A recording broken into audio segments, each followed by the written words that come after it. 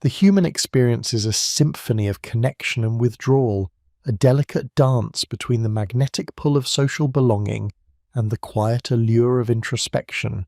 Yet for some, the social melody seems to fade into background noise, replaced by a richer, more complex internal harmony.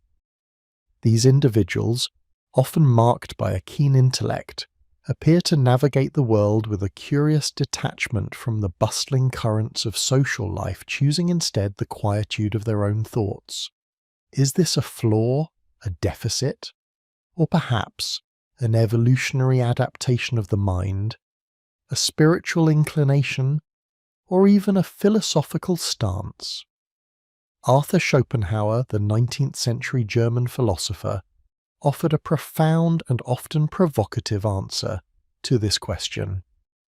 His core premise, radical for its time and still resonant today, was that the more a person has in himself, the less he needs from outside.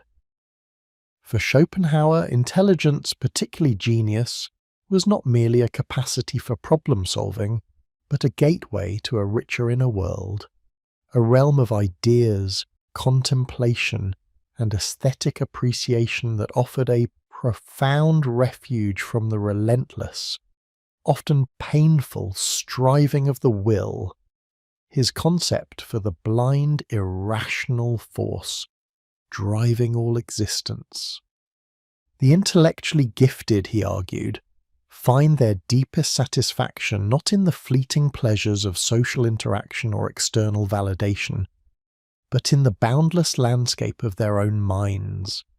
This internal abundance naturally diminishes the perceived necessity or allure of extensive social engagement, leading to a natural preference for solitude. This essay embarks on an exploration of Schopenhauer's powerful assertion, not as a definitive judgment on social life, but as a lens through which to understand a particular human pattern. We will delve into how this philosophical insight finds profound resonance in modern psychological theories and echoes ancient spiritual traditions.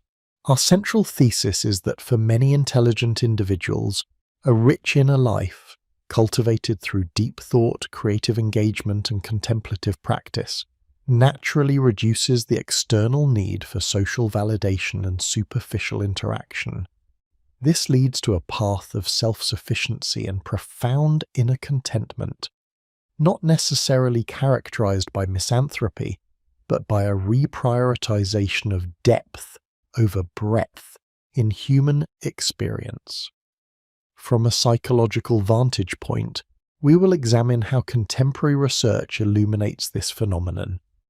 We will explore theories such as cognitive load, which suggests that highly intelligent minds may find superficial social interactions less stimulating or even draining due to their preference for complex processing. The dynamics of introversion and extroversion, as understood through Jungian archetypes and the Big Five personality traits, will offer further insight into inherent preferences for internal versus external stimulation. We will consider Abraham Maslow's concept of self-actualization, where the drive towards personal growth and realization may naturally lead individuals to prioritize internal development over external social demands.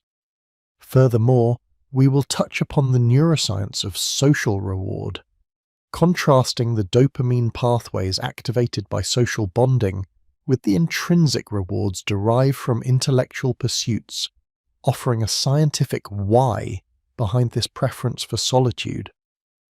Complementing these psychological frameworks, we will draw from a rich tapestry of spiritual and contemplative traditions that have, for millennia, understood the profound value of solitude and inner cultivation.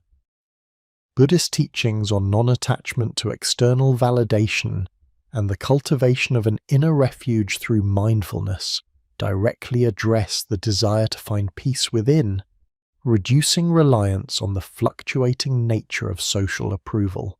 Christian contemplative traditions, from the Desert Fathers and Mothers to the mystics like Teresa of Avila, emphasize voluntary withdrawal for spiritual devotion, seeking God or ultimate truth in the interior castle of the soul. Islamic Sufism, with its practice of khalwa, solitude and retreat, and the concept of fana, annihilation of ego, provides a framework for transcending the self's need for social recognition in pursuit of divine remembrance. Hindu and Vedantic philosophy, particularly the concept of Atman Brahman and the path of sannyasa, renunciation, points towards the ultimate truth lying within, making external relationships secondary to self-realization. Finally, existential philosophy, building on Schopenhauer's legacy, explores the intelligent person's struggle for authenticity and meaning-making, which often necessitates a deliberate distancing from societal norms and expectations. It is crucial to understand that this exploration is not an endorsement of social isolation, nor a dismissal of the fundamental human need for connection. Rather, it is an inquiry into a specific pattern of human experience where the locus of fulfillment shifts from the external social sphere to the internal landscape of mind and spirit. It is about understanding that for some the deepest connections are forged not in crowded rooms, but in the quiet chambers of thought, creativity, and contemplation. This convergence of psychological insight and spiritual wisdom offers a holistic understanding of why intelligent individuals might not care about social life in the conventional sense, not out of antipathy, but out of a profound and self-sufficient contentment found within. In the ensuing chapters, we will first establish the detailed psychological and spiritual frameworks that underpin this phenomenon, building upon Schopenhauer's foundational ideas. We will then examine its modern manifestations, supported by contemporary research and cultural observations. Brief illustrative examples from history, research, and modern life will bring these concepts to life without resorting to extensive narrative. Finally, we will explore practical integrations, offering both therapeutic and contemplative practices for those who seek to cultivate a rich inner life while navigating the demands of the external world.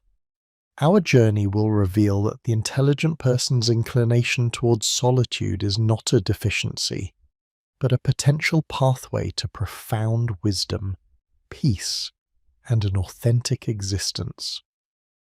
Our exploration thus far has established a foundational premise that for individuals of profound intellect, the internal landscape often proves so rich and fertile that the imperative for extensive external social engagement diminishes.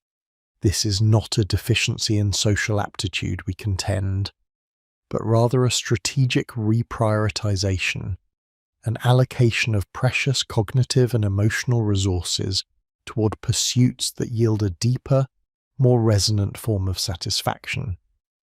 To further illuminate this intricate phenomenon, we now turn our gaze toward the contemporary insights offered by modern psychology, examining how various theories converge to explain this fascinating predilection for solitude. One of the most compelling frameworks through which to understand the intelligent individual's preference for quietude is cognitive load theory. This psychological model posits that our minds possess a finite capacity for processing information at any given moment. Every piece of data, every interaction, every decision contributes to this cognitive load. For the keen intellect, whose mind is often engaged in complex problem-solving, abstract thought, and the synthesis of intricate ideas, this load is perpetually high. The very act of deep thinking, of grappling with philosophical dilemmas or scientific quandaries, demands a significant allocation of attentional resources. Consider the individual immersed in constructing a complex argument, designing an innovative solution, or navigating the labyrinthine corridors of a theoretical framework. Such endeavors require sustained focus, an unbroken chain of thought, and the ability to hold multiple variables in dynamic equilibrium within the mind.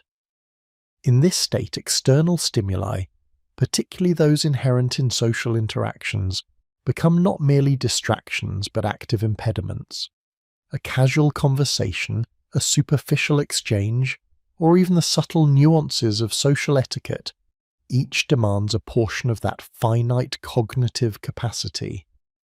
For the less intellectually inclined, these social demands might be easily absorbed, perhaps even serving as a welcome respite.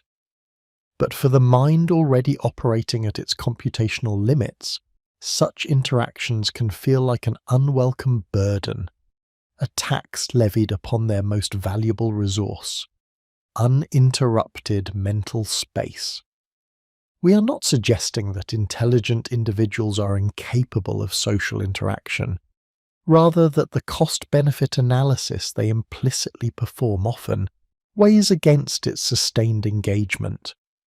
The rewards gleaned from social discourse, companionship, emotional connection, communal belonging, may simply not outweigh the cognitive expenditure required, especially when compared to the profound satisfactions derived from intellectual breakthroughs, creative expression, or the quiet contemplation of profound truths. The flow state, a concept popularized by Mihaly Csikszentmihalyi, wherein an individual becomes fully immersed in an activity, often occurs in solitude, where the mind is free to engage with challenges perfectly matched to its capabilities, unhindered by external demands. For the intelligent, this state of deep, focused immersion is a wellspring of joy and fulfillment, a testament to the internal wealth Schopenhauer described. Complementing our understanding of cognitive load is the widely recognized spectrum of introversion and extroversion. While the two are often conflated, it is crucial to distinguish the intelligent individual's preference for solitude from mere introversion, though there is certainly significant overlap. Introversion, as articulated by Carl Jung and further developed in modern psychology, primarily describes how the individuals gain and expend energy. Extroverts are energized by social interaction, drawing vitality from external stimulation, while introverts are depleted by it, requiring solitude to recharge their internal batteries. Many intelligent individuals do indeed exhibit introverted tendencies, finding the hustle and bustle of social life taxing and preferring the quietude necessary for deep reflection. However, our thesis posits something more specific, that for the intelligent mind, the preference for solitude is not solely about energy regulation, but also about resource optimization. An intelligent person might be perfectly capable of engaging socially, even enjoying certain interactions, but they choose solitude because it offers a superior environment for their intellectual pursuits. Their solitude is often proactive, a deliberate cultivation of conditions conducive to deep work, rather than a reactive retreat from overstimulation. Indeed, an intellectually driven individual, even one who might otherwise possess extroverted traits, could still seek extended periods of isolation to focus on a demanding project or to delve deeply into a complex subject. Their social engagement might be highly selective, driven by intellectual curiosity or shared purpose, rather than a broad need for external stimulation. Thus, while introversion provides a useful lens, it does not fully encapsulate the unique motivational underpinnings of the intelligent person's embrace of solitude, which is often rooted in a profound desire to maximize intellectual productivity and inner exploration. Moving beyond the immediate dynamics of cognitive function, we find powerful corroboration for our argument in Maslow's hierarchy of needs, particularly in his concept of actualization. Maslow proposed that human motivation progresses through a hierarchy from basic physiological needs to safety, love, belonging, esteem, and finally self-actualization, the realization of one's full potential. While the lower order needs often necessitate social interaction for their fulfillment, jijito, belonging, esteem from others, the pursuit of self-actualization is inherently more individualistic and internally driven. For individuals operating at the higher echelons of this hierarchy, the primary drivers are often truth, beauty, goodness, meaningfulness, and self-fulfillment. These being values, B values as Maslow termed them, are realized through creativity, problem-solving, the pursuit of knowledge, and the development of one's unique talents and capabilities. These are pursuits that often flourish best in environments of quiet contemplation and focused work, where the individual is free from the demands and distractions of external validation. An intelligent person, deeply engaged in the process of self-actualization, finds profound satisfaction in the mastery of a skill, the elucidation of a complex idea, or the creation of something novel and meaningful. This internal wellspring of fulfillment diminishes the urgency for external validation or the need to constantly seek affirmation from social groups. Their sense of worth and purpose is derived from within, from their ongoing journey of growth and discovery, rather than from the applause or acceptance of others.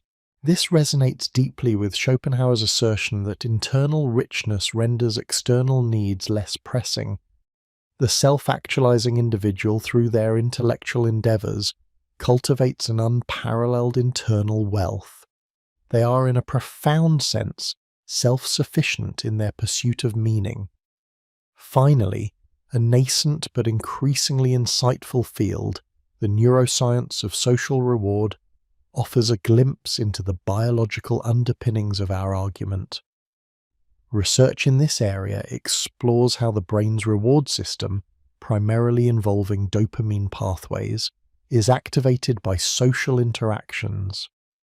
Positive social experiences, such as acceptance, belonging, and shared laughter, trigger the release of neurotransmitters that produce feelings of pleasure and reinforce thrill-seeking behaviors.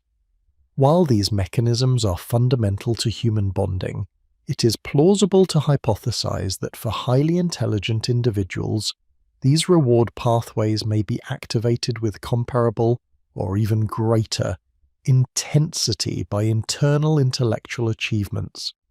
The aha moment of solving a difficult problem, the satisfaction of creating a coherent theory, or the profound insight gained from deep contemplation could provide a potent surge of intrinsic reward. If the brain's reward system can be robustly stimulated by intellectual breakthroughs and creative successes, then the relative appeal of purely social rewards might diminish.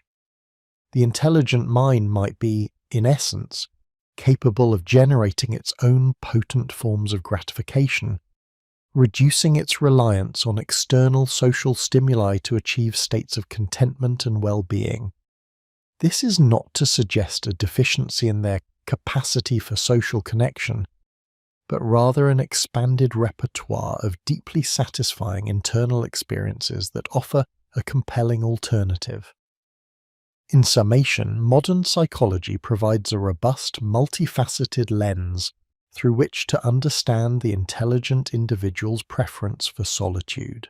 From the practicalities of managing cognitive load to the fundamental dynamics of energy regulation, and from the self-actualizing pursuit of higher meaning to the very neural mechanisms of reward, a consistent pattern emerges.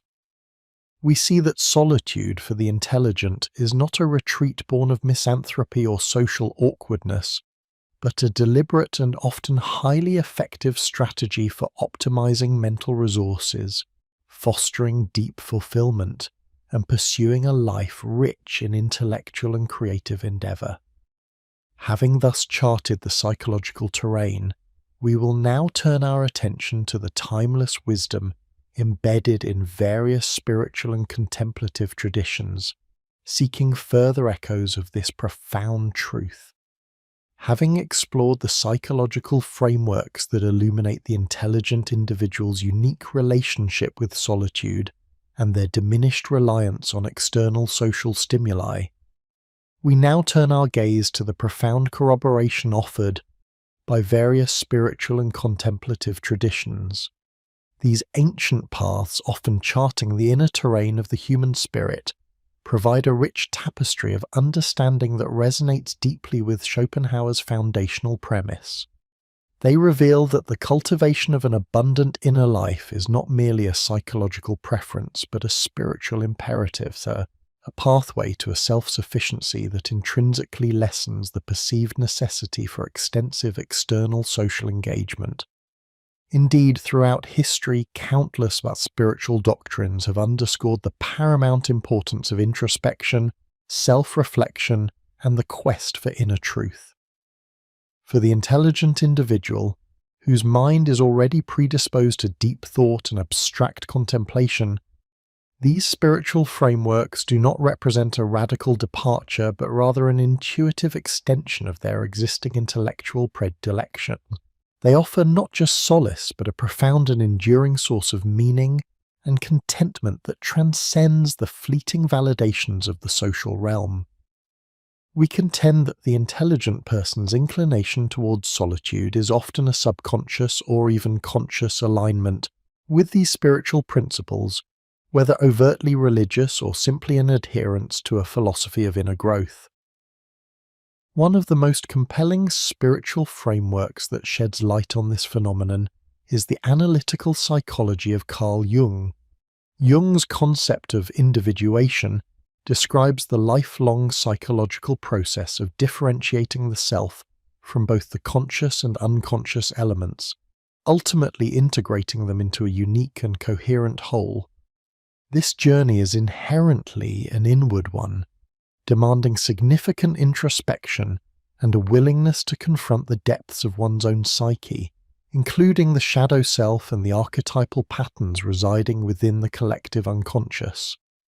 For the intelligent individual, the exploration of these internal landscapes offers an inexhaustible source of fascination and a profound sense of purpose. The process of individuation provides a self-generated narrative of growth and discovery, a continuous unfolding of self that reduces the urgency for external validation or the need to conform to social norms. Their inner world, rich with symbolic meaning and archetypal encounters, becomes a boundless domain for exploration, often rendering the external social world comparatively simplistic or superficial. The satisfaction derived from integrating disparate aspects of the self, from understanding the subtle interplay of conscious and unconscious forces, is a reward so potent that it naturally diminishes the perceived value of external social accolades or fleeting connections. Further reinforcing this perspective, we find powerful echoes in the mystical traditions of Christianity, particularly through figures like Saint Teresa of Avila.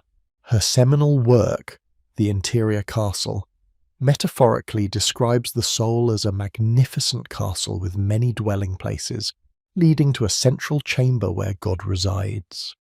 The journey through these dwelling places is one of profound introspection and spiritual discipline, requiring a progressive withdrawal from worldly distractions and superficial attachments.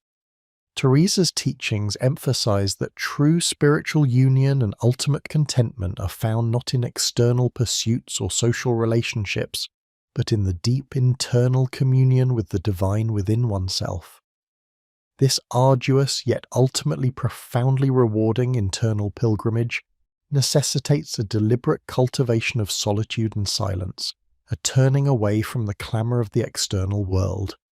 For the intelligent individual, whose mind is already equipped for sustained concentration and abstract contemplation, the metaphor of the interior castle resonates powerfully.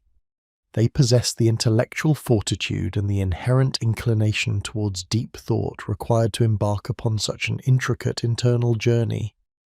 The dwelling places within their own minds, filled with intellectual puzzles, creative visions, and philosophical inquiries, become their own form of an interior castle, a sanctuary where profound meaning and self-actualization are discovered.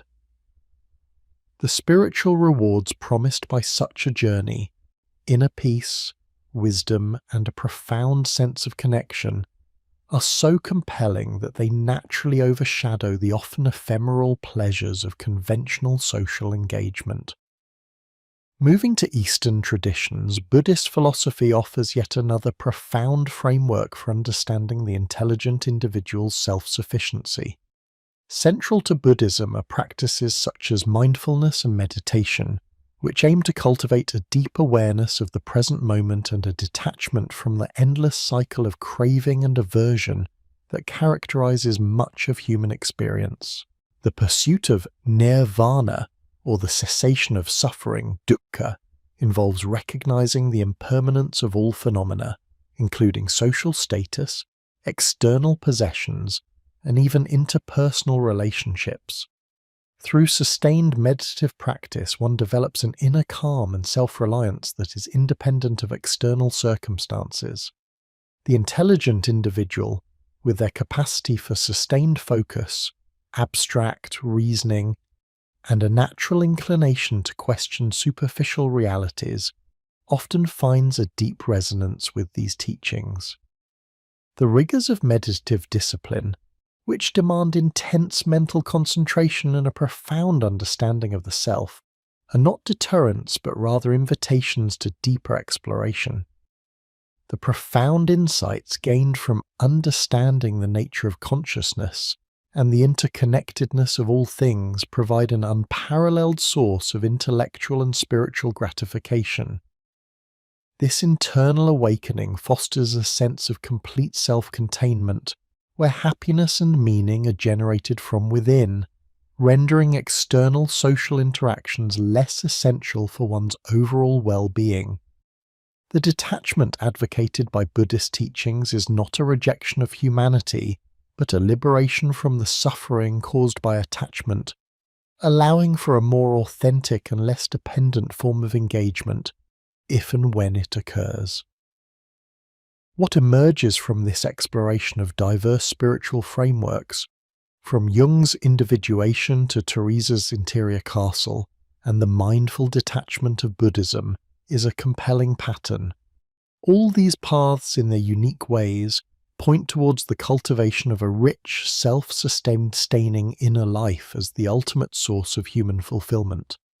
They challenge the conventional notion that happiness is primarily derived from external sources, particularly social validation or extensive interpersonal networks. Instead, they champion an internal quest, a journey into the depths of one's own being, where profound wisdom, peace, and meaning are discovered. For the intelligent individual, this confluence of spiritual wisdom and their inherent psychological makeup creates a powerful synergy. Their keen intellect and capacity for deep introspection make them uniquely suited to embark upon these inner journeys. They are not merely seeking refuge from the social world, but actively pursuing a more profound and enduring form of contentment that the social world, with its inherent superficialities and demands for conformity, often cannot provide. Their reduced need for social life is thus not a deficit of character or a sign of misanthropy, but rather a testament to the richness and vibrancy of their internal universe.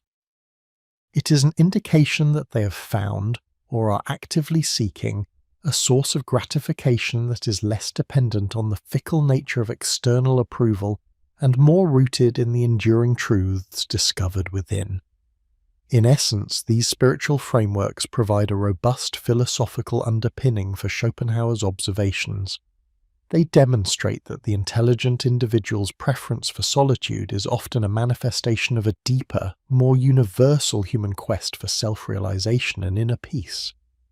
Their minds, capable of constructing intricate conceptual frameworks and engaging with profound abstract ideas, are naturally drawn to these spiritual paths that offer an inexhaustible wellspring of intellectual and existential inquiry. The quietude they seek is not an emptiness, but a fertile ground for spiritual growth, a space where the symphony of their own thoughts and the echoes of ancient wisdom converge to create a truly self-sufficient existence. As we transition from these spiritual underpinnings, we will next consider how these principles manifest in modern society, examining contemporary expressions of the intelligent individual's relationship with social life and exploring the practical implications of this profound inner abundance in a world increasingly defined by connectivity. The journey inward, as we have seen, is not merely a philosophical curiosity but a lived reality for many intelligent minds, shaping their interactions and their pursuit of a meaningful existence. Having traversed the profound landscapes of ancient wisdom and modern psychological frameworks, from the existential insights of Schopenhauer to the self-actualizing drive posited by Maslow, and through the rich tapestry of spiritual and contemplative traditions, we now turn our gaze to the contemporary world. The principles we have meticulously outlined, those governing the intelligent individual's distinct relationship with social life, are not confined to historical texts or abstract theories. They manifest with striking clarity in the lived experiences of many navigating the complexities of the 21st century. Indeed, a world vastly different from Schopenhauer's 19th century Europe, characterized by unprecedented connectivity and a relentless deluge of information, paradoxically serves to amplify and validate his original observations. This chapter embarks on an exploration of these modern manifestations, examining how the intelligent individual's preference for an abundant inner life finds expression amidst the digital age, and how this often leads to societal misunderstandings. The advent of the digital age, with its ubiquitous screens and ceaseless notifications, presents a unique challenge to the intelligent mind. For those endowed with a keen intellect and a predisposition for deep, sustained thought, the constant barrage of external stimuli constitutes more than a mere distraction. It represents a significant drain on their cognitive resources. The always-on culture, which demands perpetual availability and instantaneous response, directly clashes with the intelligent individual's need for uninterrupted periods of focus, the very conditions under which profound ideas are cultivated and flow states are achieved.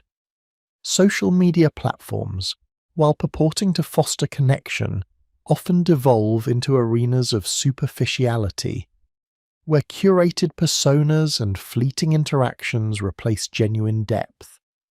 For minds accustomed to grappling with complex concepts and seeking authentic engagement, these digital environments can feel profoundly hollow, exacerbating their natural inclination to retreat into the quietude of their own thoughts, where substance and a meaning reside.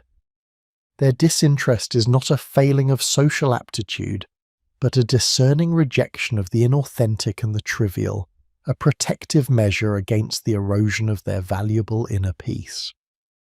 In response to this pervasive superficiality and cognitive overload, many intelligent individuals instinctively gravitate towards pursuits that demand profound focus and offer intrinsic rewards. This often manifests in a deep immersion in niche academic fields.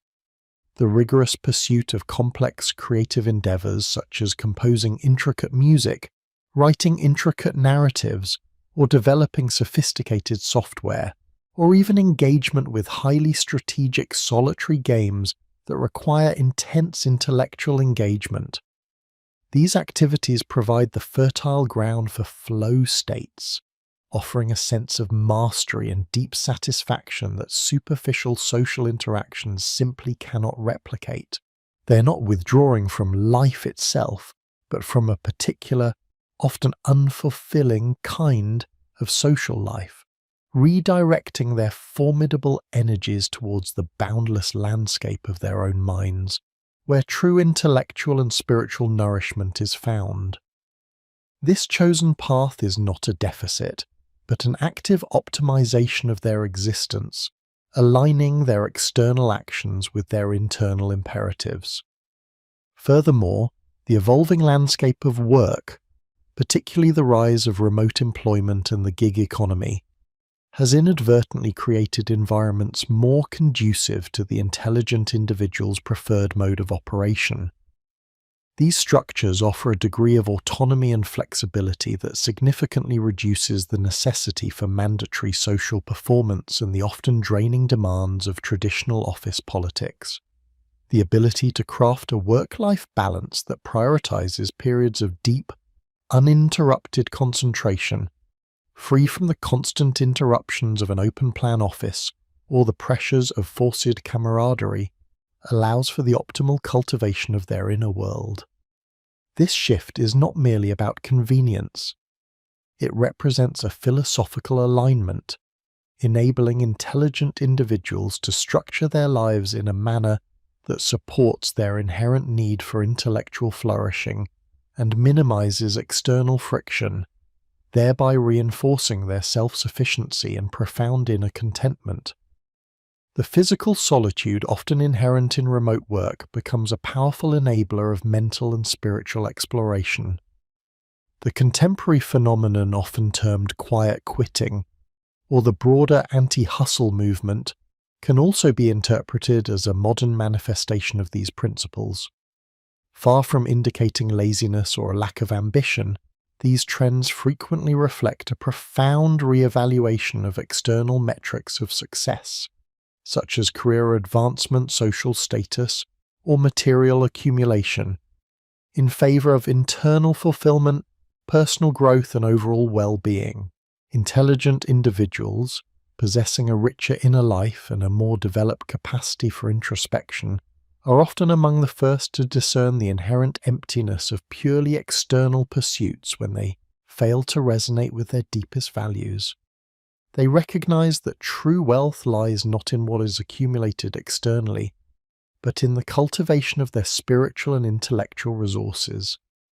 This redirection of energy signifies a conscious choice to prioritize meaning, autonomy, and the abundant inner life over the relentless pursuit of societal expectations, thereby aligning their actions with their inherent intellectual and spiritual predispositions. Concurrently, the increasing mainstream understanding and acceptance of introversion, often termed the introvert revolution, provides a helpful societal framework for understanding the intelligent individual's preference for solitude, though the two concepts are not entirely synonymous. While not every introvert is highly intelligent, and not every intelligent person is an introvert, the public discourse around introversion has normalized the need for quiet reflection, reduced external stimulation, and the recharging of internal energies. This broader acceptance helps to destigmatize the intelligent individual's natural inclinations, making them feel less pathologized for their preference for internal engagement over constant external interaction. It creates a cultural space where valuing one's inner world is increasingly seen not as a social deficit, but as a legitimate and often productive mode of existence, further validating Schopenhauer's insights into the self-sufficient nature of the cultivated mind. Despite these subtle shifts and emerging understandings, intelligent individuals continue to face significant societal pressures and misunderstandings. Their chosen solitude is frequently misconstrued through the lens of conventional social norms, often labeled as social awkwardness, arrogance, depression, or even a lack of ambition. The pervasive extrovert ideal continues to dominate many cultural narratives, from educational systems that reward participation over deep contemplation to corporate environments that prioritize teamwork and networking. This creates a challenging environment for those who thrive internally, making it difficult for their unique mode of existence to be fully understood, appreciated, or accommodated. The profound contentment derived from their inner citadel remains largely invisible to a world preoccupied with external display, leaving them vulnerable to misjudgment and the subtle pressures to conform to a social rhythm that feels inherently unnatural and draining. Moreover, intelligent individuals often possess heightened capacities for empathy and observation, rendering them acutely aware of societal hypocrisies, injustices, and the pervasive superficialities that define much of modern interaction. This heightened awareness can at times become a burden, leading to a conscious and deliberate withdrawal from social situations that feel inauthentic, morally compromised, or simply devoid of genuine substance. Their disengagement is not a sign of misanthropy, but rather a protective mechanism, a refusal to participate in interactions that contradict their finely tuned sense of integrity and their deep yearning for authenticity. This discernment further reinforces their preference for solitude, as the effort required to navigate such social landscapes often outweighs any perceived benefit, solidifying their reliance on their internal resources for ethical and emotional sustenance. It's imperative to distinguish clearly between the societal loneliness epidemic, a widespread condition of involuntary social isolation and profound distress, and the chosen solitude of the intelligent individual. The former is a painful absence of desired connection, leading to feelings of alienation and despair. The latter, however, is a deliberate, enriching, and self-sustaining state, often filled with intense intellectual, creative, and spiritual activity. It is not an absence of connection, but a profound shift in the source and nature of connection. Intelligent individuals, far from being lonely in their solitude, often find it to be a fertile ground for self-discovery, deep contemplation, and the cultivation of profound inner peace. Their contentment stems from within, rendering them less susceptible to the widespread malaise of external dependency that characterizes much of the societal experience of loneliness. When intelligent individuals do seek social interaction, their criteria are often exceptionally high.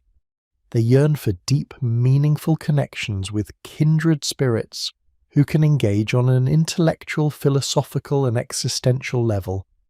Individuals capable of genuine discourse and shared exploration of complex ideas. The difficulty in finding such connections in a world often preoccupied with the superficial and the transient can lead to a deeper appreciation for their own inner resources, rather than settling for unfulfilling social interactions that merely deplete their energy without offering genuine nourishment. This discerning approach to social engagement underscores Schopenhauer's premise that the quality, not the quantity, of social interaction is paramount for the intelligent, and that in its absence, the richness of one's inner world serves as an inexhaustible wellspring of satisfaction. These modern manifestations, from the challenges posed by the digital deluge to the evolving dynamics of work and social interaction, powerfully reaffirm Schopenhauer's central tenet, that a rich inner life is the ultimate, most reliable source of contentment and fulfillment. In an increasingly noisy, demanding, and often superficial world, the intelligent individual's inherent capacity to retreat into their own mind, to cultivate their inner citadel, becomes not merely a preference, but a vital survival mechanism for intellectual, emotional, and spiritual flourishing. It is a testament to the enduring power of introspection and the profound self-sufficiency that intelligence, when properly nurtured, can bestow. Having explored the historical, psychological, spiritual, and contemporary manifestations of this profound phenomenon, we are now poised to consider the practical implications. The subsequent chapters will delve into the deliberate cultivation of this inner citadel, moving beyond mere observation to active engagement. We will explore concrete frameworks and practices for fostering a rich inner life, offering guidance for those who recognize the profound value of intellectual and spiritual self-sufficiency in an ever-distracting and often demanding world. This journey will illuminate pathways to authentic contentment, demonstrating that the greatest adventures and most profound satisfactions often lie not in the external clamour, but within the boundless landscape of one's own mind. Having explored the myriad manifestations of the intelligent individual's discerning relationship with social life, from the psychological underpinnings of their cognitive processing to the modern-day expressions of their quest for authenticity, we now shift our focus from observation to active engagement. The preceding chapters have illuminated the what and the why of this profound internal orientation. It is time now to delve into the how. This essay embarks upon a critical examination of the practical frameworks and disciplines through which one may actively cultivate this much-discussed inner citadel, fostering a rich inner life that serves as the wellspring of authentic contentment in an increasingly distracting and externally oriented world. The concept of the inner citadel, first articulated by Stoic philosophers and later echoed in various forms by thinkers like Schopenhauer, is not a passive inheritance but a deliberate construct, an architectural marvel of the spirit built through consistent effort and conscious intention. It is a sanctuary of the self, fortified not against the world but within it, providing a stable core amidst the vicissitudes of external circumstance. For Schopenhauer, the individual's internal resources, their intellect, their capacity for reflection, their aesthetic appreciation, were paramount, forming the bedrock of their happiness and insulating them from the inherent suffering of existence. To cultivate this, therefore, is to embrace a philosophy of self-mastery and internal abundance. We propose that the construction of this inner citadel rests upon two foundational pillars: intellectual discipline and engagement, and cultivating emotional and self-awareness.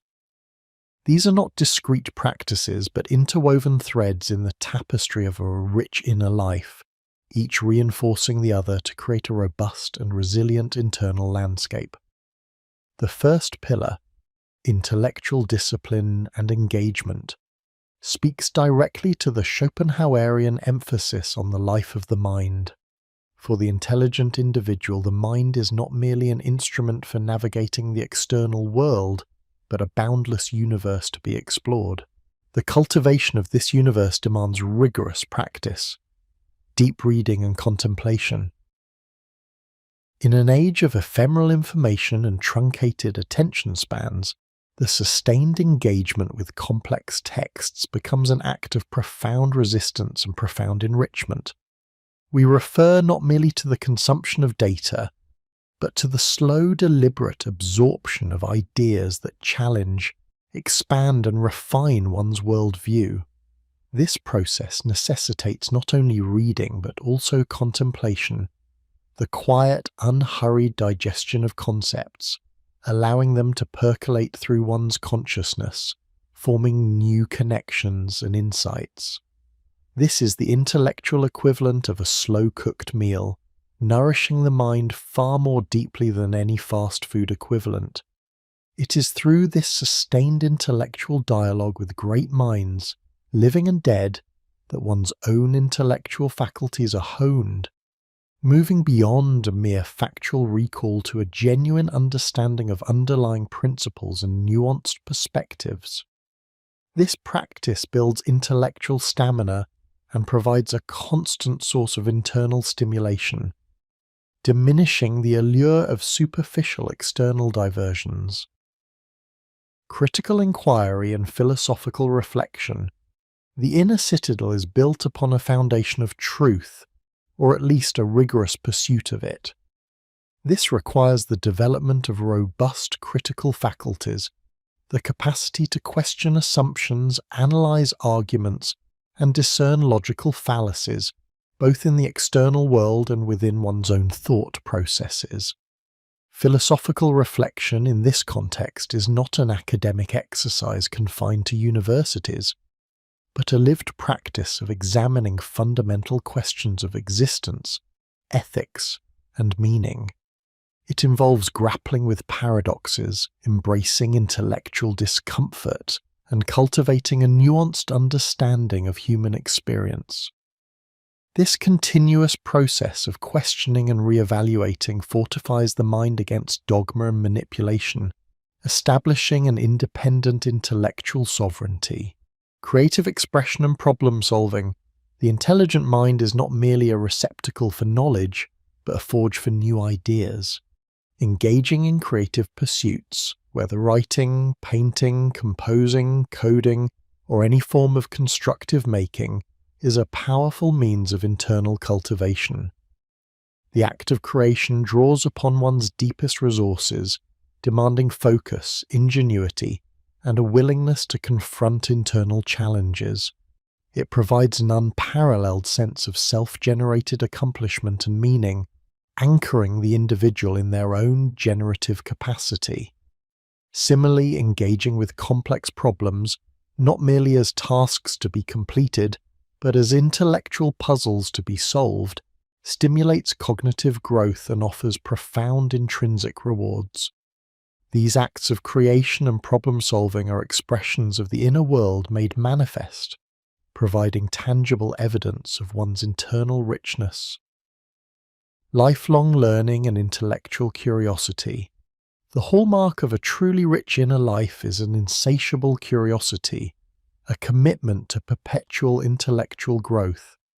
This extends beyond formal education, manifesting as a genuine delight in discovery and an eagerness to explore new domains of knowledge.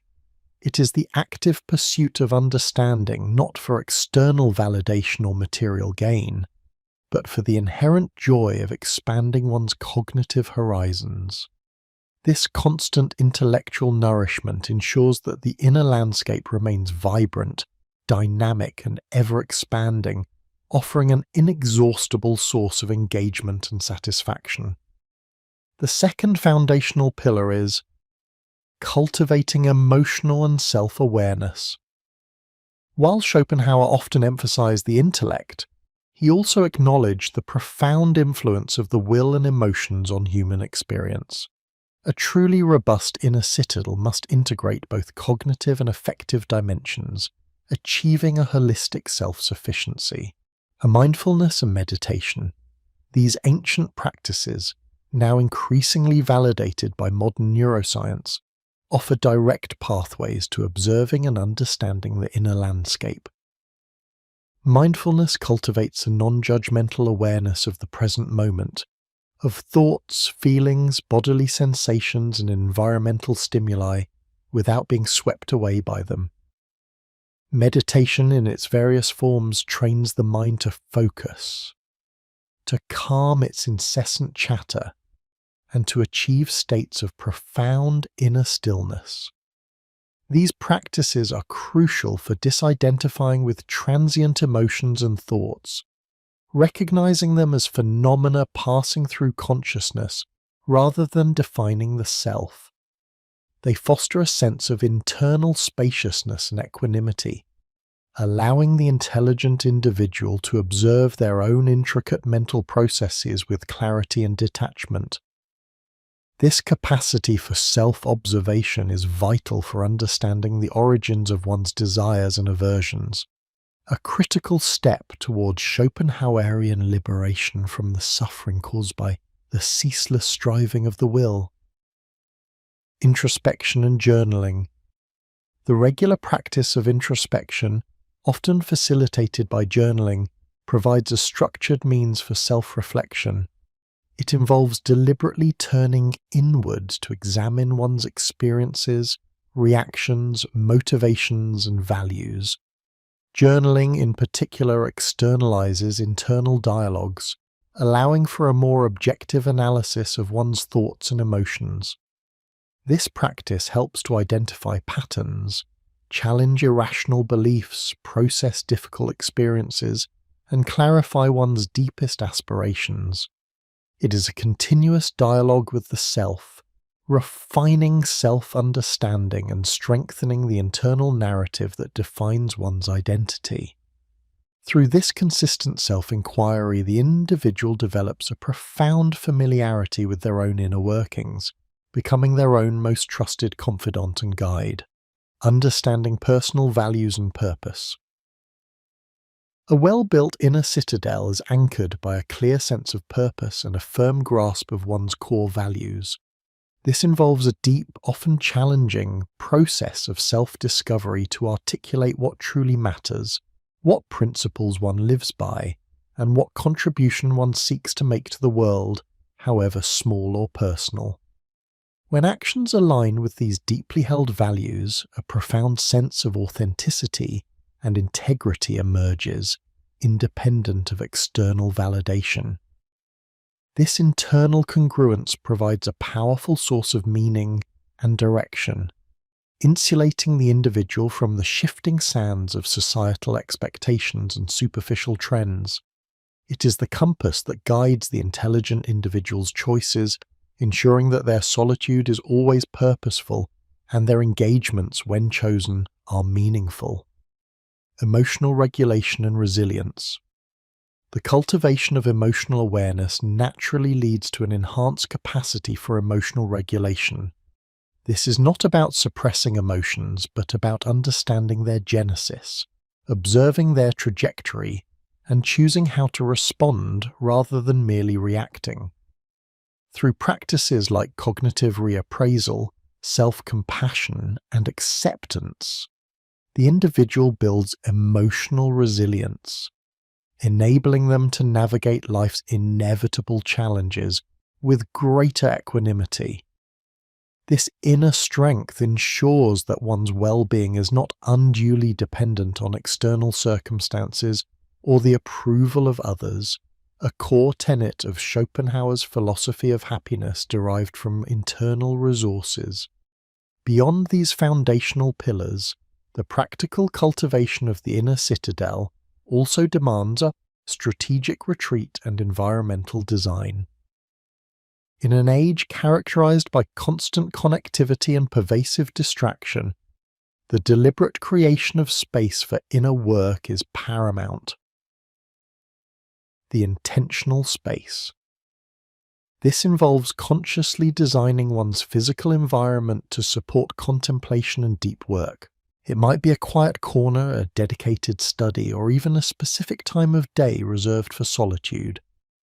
The intention is to minimize external stimuli and create an atmosphere conducive to focused thought and introspection. This physical sanctuary becomes a tangible manifestation of the value placed on one's inner life. Digital disengagement. The digital realm, while offering unparalleled access to information, also presents an unprecedented challenge to the cultivation of inner peace. The relentless notifications, the curated realities of social media, and the endless stream of content all conspire to fragment attention and externalize focus. Strategic digital disengagement. Practices like digital detoxes, scheduled periods of offline activity, or the mindful use of technology becomes essential. It is not a rejection of technology, but a conscious effort to reclaim one's attention and protect the sanctity of one's inner space from the constant clamor of the external world. Solitude as a practice. Crucially, solitude must be embraced not as an absence of company, but as a deliberate presence with oneself. It is a skill to be honed, a rich and fertile ground for self-discovery and creative incubation. Scheduling regular periods of solitude, whether for intellectual pursuit, creative work, or simply quiet reflection, reinforces its value and transforms it from a default state into a chosen, enriching practice. This active engagement with solitude allows the intelligent individual to recharge, process experiences, and deepen their understanding of themselves and the world.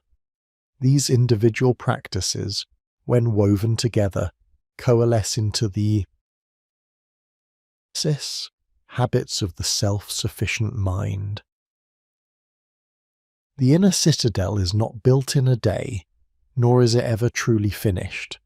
It is an ongoing project, a continuous process of building, refining, and fortifying. The intelligent individual understanding this integrates these practices into a coherent lifestyle, transforming them into deeply ingrained habits. This consistent application ensures that the inner world remains vibrant, resilient, and profoundly self-sufficient. The outcome of such dedicated cultivation is an authentic contentment that emanates from within, largely impervious to the external fluctuations of fortune or social acceptance. It is a profound sense of meaning and purpose derived from one's own intellectual and spiritual journey. This aligns perfectly with Schopenhauer's vision. The intellectually rich individual, possessing an inexhaustible source of internal stimulation and satisfaction, is the least dependent on the external world for happiness. Their detachment from superficial social concerns is not a deficit, but a testament to the abundance of their internal world. In the ensuing chapters, we will further explore the societal implications of such an internally driven existence, examining how these cultivated individuals navigate a world that often misunderstands their priorities, and how their unique contributions might ultimately reshape our collective understanding of well-being and success. But for now, we leave the reader with the blueprint for an inner architecture, a testament to the enduring power of self-cultivation in an age of pervasive external distraction.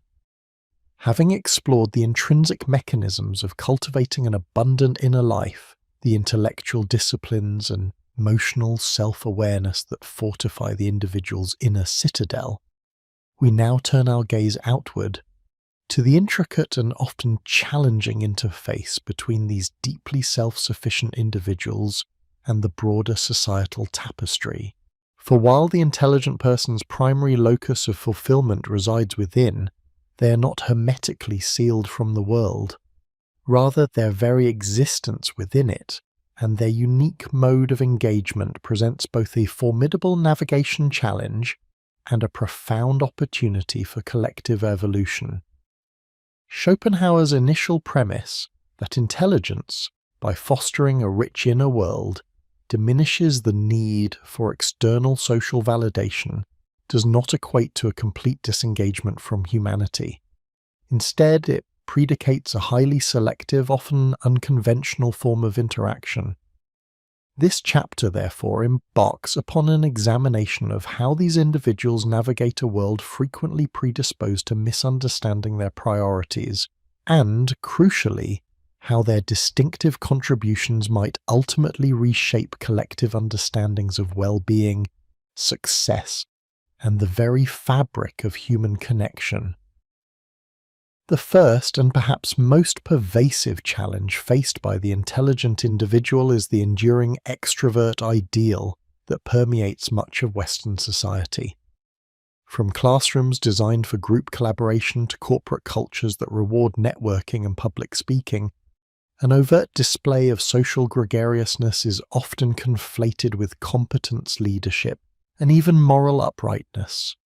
In such a milieu, the intelligent person's preference for quietude, deep thought, and selective interaction is frequently misinterpreted. Their thoughtful silence might be construed as shyness or social awkwardness, their discernment in choosing companions as arrogance or aloofness, their intense focus on internal projects as a lack of interest in others, or even outright misanthropy.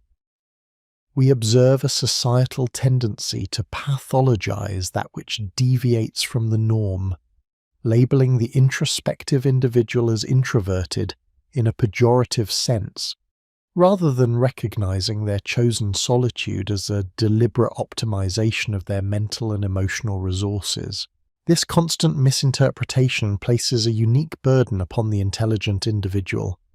They may find themselves perpetually having to justify their preferences, to explain that their lack of enthusiasm for large social gatherings is not a reflection of disdain for people, but rather an acknowledgement of the cognitive and emotional drain such environments impose. The energy expended in navigating superficial pleasantries or engaging in small talk, which for others might be rejuvenating, for them can feel like a profound diversion from more meaningful internal work. This divergence can lead to a peculiar form of social isolation, not chosen for its own sake, but rather as an unintended consequence of societal incomprehension. Professionally, this can manifest as disadvantages in career progression, where visibility and networking often trump quiet competence, or in personal relationships, where their depth of connection might be sought, but their need for space might be misunderstood as emotional distance.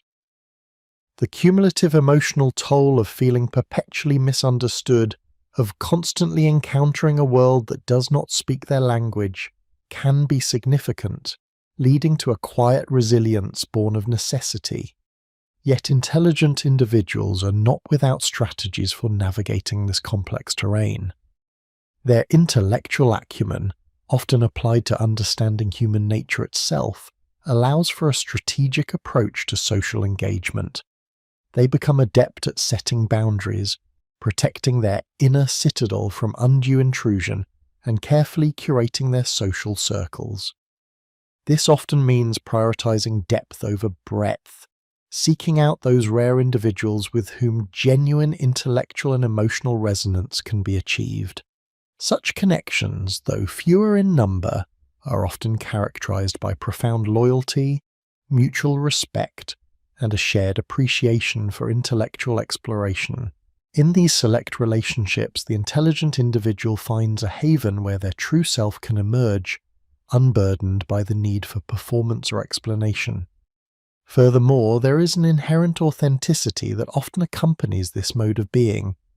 The intelligent person, less driven by external validation, is often more comfortable being their true self, a courageous act in a world that often demands conformity. Beyond mere navigation, however, lies the more profound impact of these individuals, their unique and indispensable contributions to society. Their preference for solitude and deep, sustained concentration is not merely a personal idiosyncrasy, it is often the crucible in which groundbreaking ideas are forged. History is replete with examples of thinkers, scientists, artists, and innovators, from Isaac Newton contemplating the laws of gravity in isolated contemplation, to Emily Dickinson crafting her profound poetry in reclusion, whose most significant contributions emerged from prolonged periods of internal focus. Their capacity for deep, uninterrupted thought allows them to delve into complex problems with a tenacity and focus that is often impossible amidst the distractions of constant social engagement. They are the architects of new theories, the discoverers of hidden truths, the creators of cultural artifacts that transcend their own time. Their work, born of an abundant inner life, enriches the collective human experience, pushing the boundaries of knowledge and challenging existing paradigms. Moreover, their curious detachment provides a unique and invaluable critical perspective on societal norms, trends, and problems. Less susceptible to the pressures of groupthink or the fleeting currents of popular opinion, intelligent individuals often possess an uncanny ability to see through superficiality and identify underlying issues with clarity. Their internal compass, finely tuned by introspection and rigorous intellectual inquiry, often guides them toward inconvenient truths or unpopular but necessary insights. This makes them invaluable as moral and ethical leaders, often championing causes or ideas that are initially met with resistance, but which ultimately prove vital for societal progress. Their contributions are not driven by the desire for public acclaim, but by an internal imperative to understand, to improve, to create. This brings us to the most transformative potential of the intelligent individual's way of being, their capacity to reshape collective understandings of well-being and success. In a world increasingly defined by external metrics, material wealth, social media followers, public recognition. The intelligent person's example offers a compelling counter-narrative. They implicitly challenge the prevailing notion that happiness and fulfillment are primarily derived from external sources. Instead, their lives demonstrate that profound satisfaction can be found in intellectual mastery, creative expression, and the cultivation of a rich, internally derived contentment. Their quiet pursuit of knowledge and meaning, often without fanfare, serves as a powerful testament to the intrinsic rewards of an examined life. By embodying this alternative path, they subtly promote the value of inner richness over outward display. Their very existence, when understood, encourages a more introspective society, one that might begin to look inward for sources of value and purpose rather than perpetually seeking validation from external accolades. They normalize and celebrate solitude, not as a deficit or a sign of loneliness, but as a fertile ground for creativity, self-discovery, and profound personal growth. This shift in perspective could gradually lead to a re-evaluation of societal norms, fostering an environment where diverse modes of being, including the contemplative and the introspective, are not merely tolerated but genuinely appreciated for their unique contributions. Ultimately, the intelligent individual, far from being a social recluse or a detached misanthrope, emerges as a vital, albeit often misunderstood, contributor to human progress and a catalyst for a more nuanced understanding of a fulfilling life. Their journey, rooted in Schopenhauer's insights, illustrates that true self-sufficiency is not isolation, but rather a profound freedom to engage with the world on one's own terms, contributing from a wellspring of inner abundance. Their impact, though often subtle and indirect, has the potential to guide society toward a more balanced appreciation of both communal engagement and individual intellectual pursuit, recognizing that both are indispensable threads in the rich tapestry of human experience.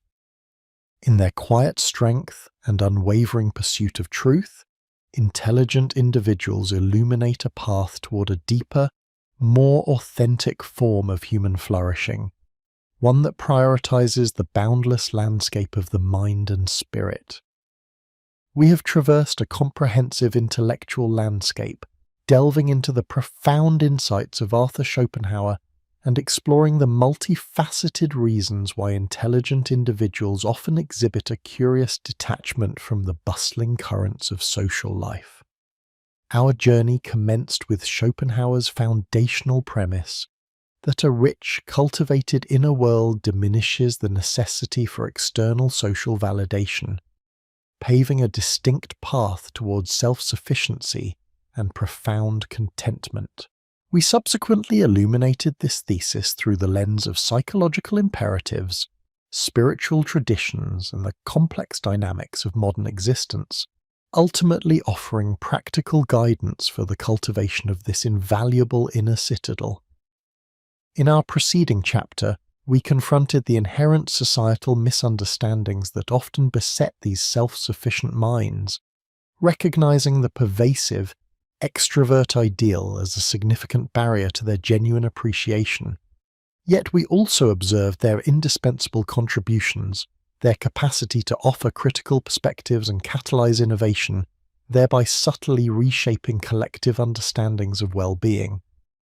Now, as we approach the culmination of our inquiry, we are compelled to embark upon a deeper exploration of the implications of this re-evaluation of societal values. If indeed the intelligent person's inclination towards solitude is not a deficit, but a pathway to profound wisdom and an authentic self-sufficient existence, then it becomes imperative to articulate what this societal re-evaluation truly entails and why it is not merely beneficial but arguably crucial for the collective advancement and spiritual health of humanity. This chapter, therefore, seeks to synthesize our arguments, moving beyond the individual's experience to consider the broader societal imperative for embracing cognitive diversity and valuing the unique contributions that emerge from deep introspection and self-reliant thought.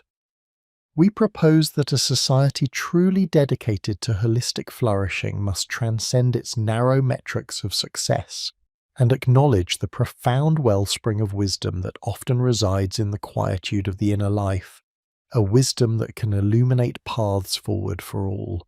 The persistent societal blind spot manifesting as a near monolithic ideal of extroversion and constant social engagement exacts a heavy toll not only on the individuals who naturally gravitate towards solitude, but also on the collective intelligence and spiritual depth of our communities. We have, for too long, conflated visibility with value and gregariousness with greatness. This prevailing ethos subtly yet powerfully devalues the contemplative, the introspective, and the deeply focused, often labeling their preferences as aloofness, shyness, or even social ineptitude.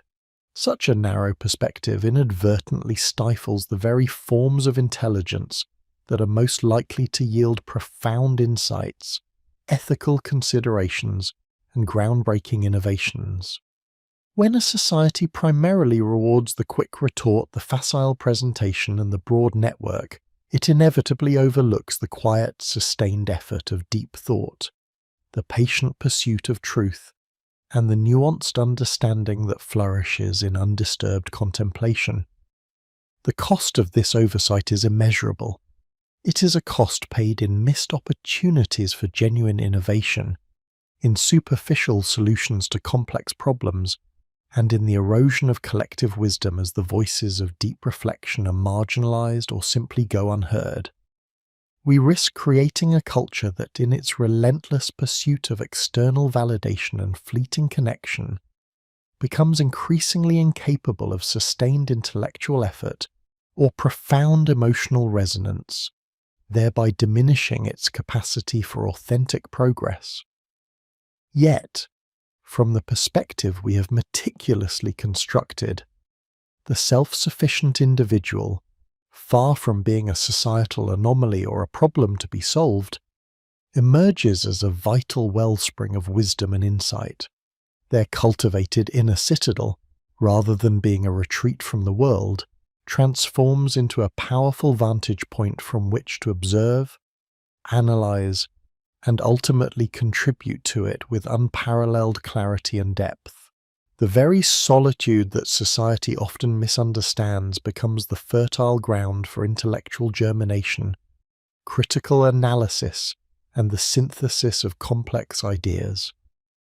History is replete with examples of profound thinkers, artists, and scientists whose most significant contributions were forged in the crucible of sustained introspection and quiet dedication. From the solitary meditations of ancient sages who laid the foundations of ethical thought, to the reclusive scholars who revolutionized scientific understanding, to the visionary artists who captured the essence of the human condition, their ability to transcend the immediate demands of social interaction allowed them to tap into deeper currents of understanding. This is not to suggest that all wisdom is born of hermitage, but rather to assert that the capacity for profound, self-directed thought, unburdened by the constant need for external affirmation, is a societal asset of immense value. These individuals are often the ones who can see beyond the ephemeral trends, question prevailing dogmas, and articulate novel paradigms. Their rich inner life, fueled by intellectual discipline and emotional self-awareness, equips them with a unique resilience and an unshakable commitment to truth, even when it is unpopular. They are less susceptible to groupthink, less swayed by superficial consensus, and more capable of independent judgment, precisely because their sense of worth and direction originates internally. Thus, the self-sufficient intelligent person, by virtue of their profound engagement with their own mind, offers society a continuous source of critical perspective, moral clarity, and innovative thought, a vital corrective to the often chaotic and superficial currents of collective consciousness.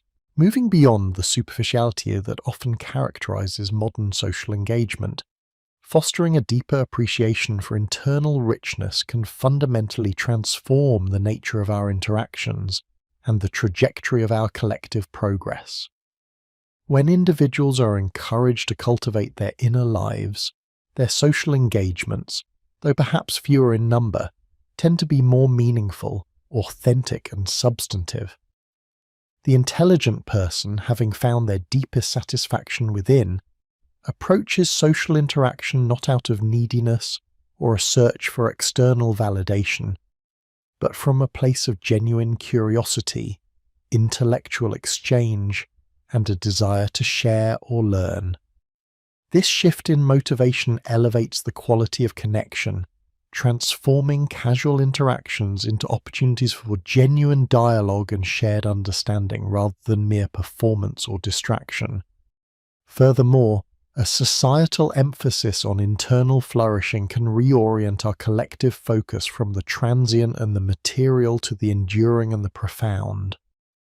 In a world increasingly dominated by instant gratification and surface-level engagement, the example of the self-sufficient mind serves as a powerful counter-narrative, reminding us of the enduring value of patience, persistence, and deep inquiry.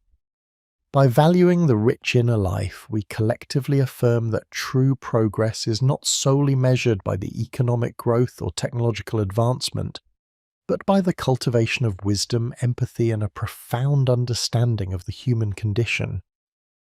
This can lead to the development of more robust ethical frameworks, more sustainable practices, and a more compassionate society, as the insights generated from deep reflection are integrated into our collective decision-making processes. Therefore, we advocate for a new paradigm for flourishing, one that transcends the limitations of a singular socially driven ideal and embraces the full spectrum of human cognitive diversity. This paradigm would recognize self-sufficiency not as a withdrawal from society, but as a distinct and profoundly valuable mode of engagement and contribution. It would acknowledge that deep work, sustained reflection, and the cultivation of a rich inner life are not eccentricities, but essential components of a vibrant, intelligent, and resilient society. Such a paradigm would foster environments, be they educational institutions, workplaces, or community spaces, that actively support and celebrate deep focus, quiet contemplation, and intellectual exploration. It would understand that some of the most impactful contributions emerge not from the loudest voices, but from the most profoundly thoughtful minds, often working in solitude.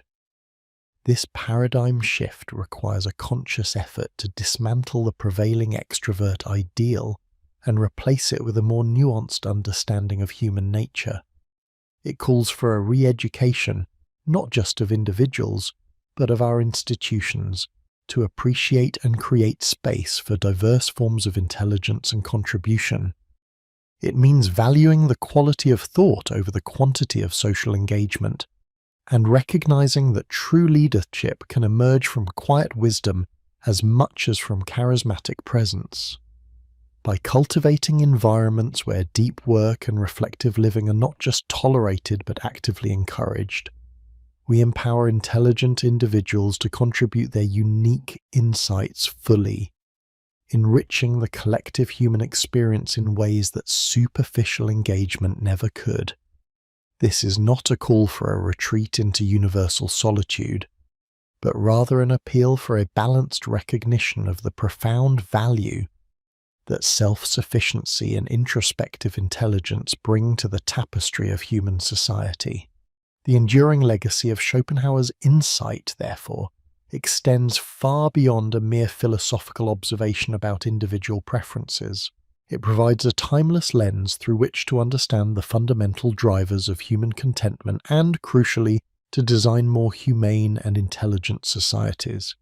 His philosophy compels us to look inward, not only as individuals seeking personal fulfillment, but also as a collective striving for wisdom and progress. By recognizing the intrinsic worth of a rich inner life and the self-sufficiency it engenders, we gain a deeper appreciation for the diverse ways in which human beings can flourish and contribute.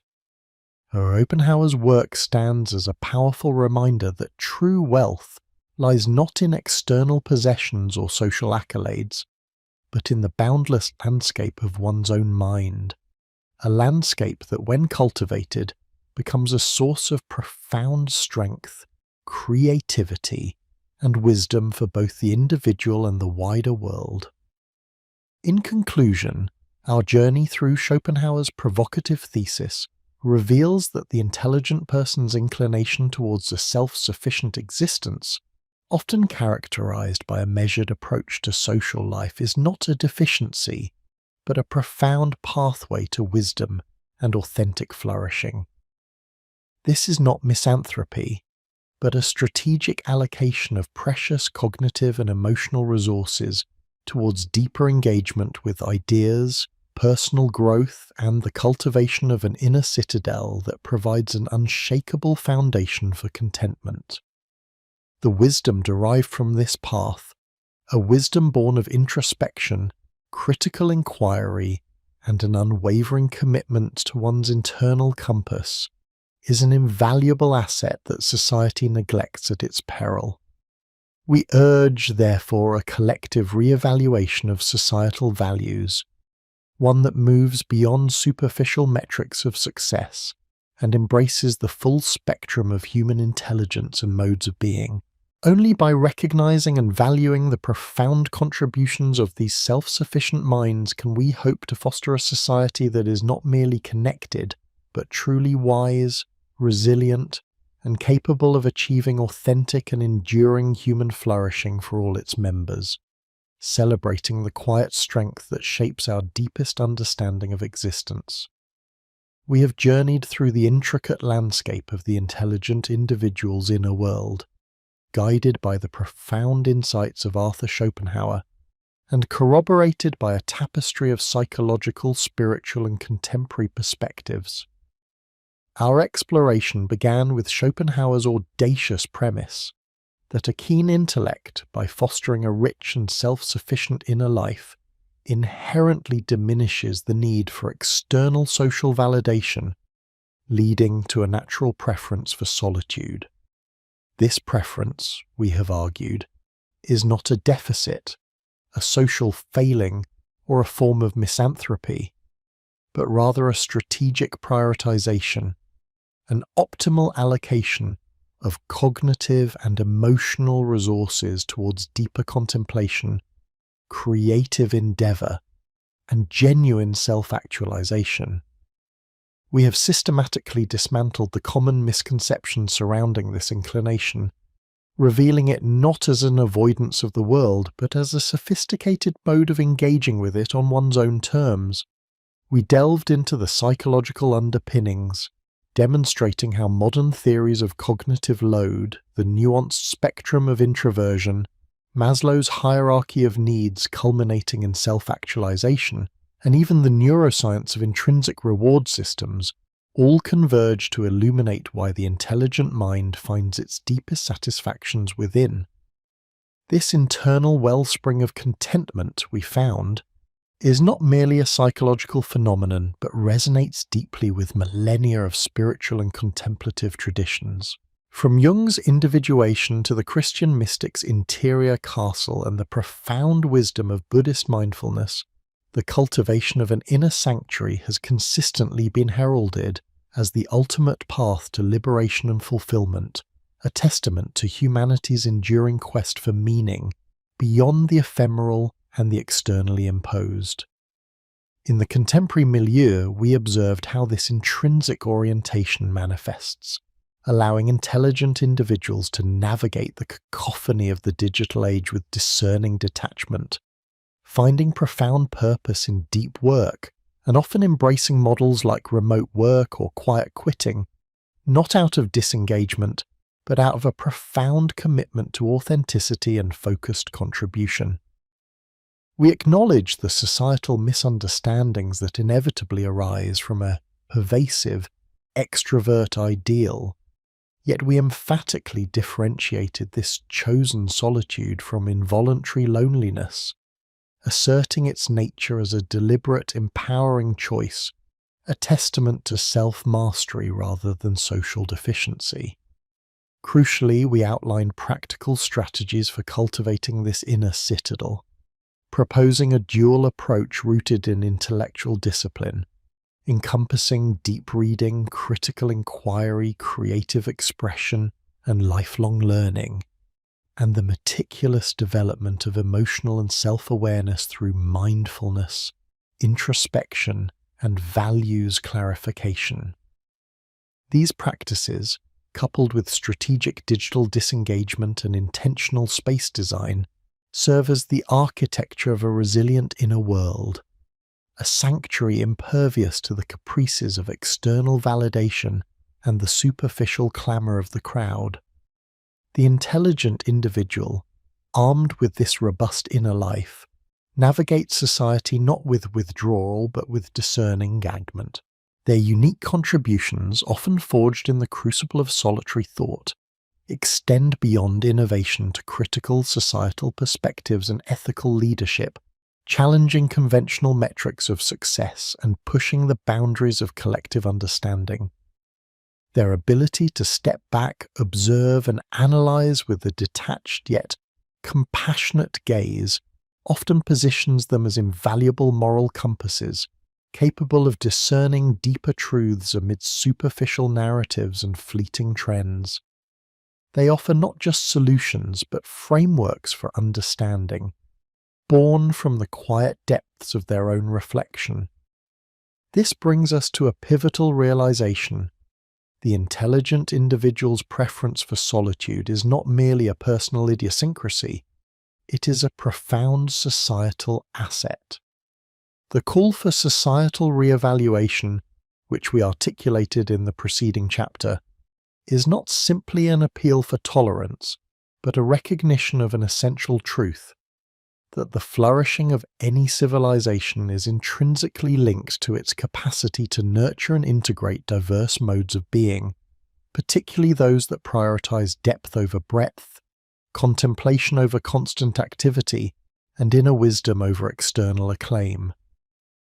We must understand that to deny or diminish the value of the rich inner life is to impoverish the collective future.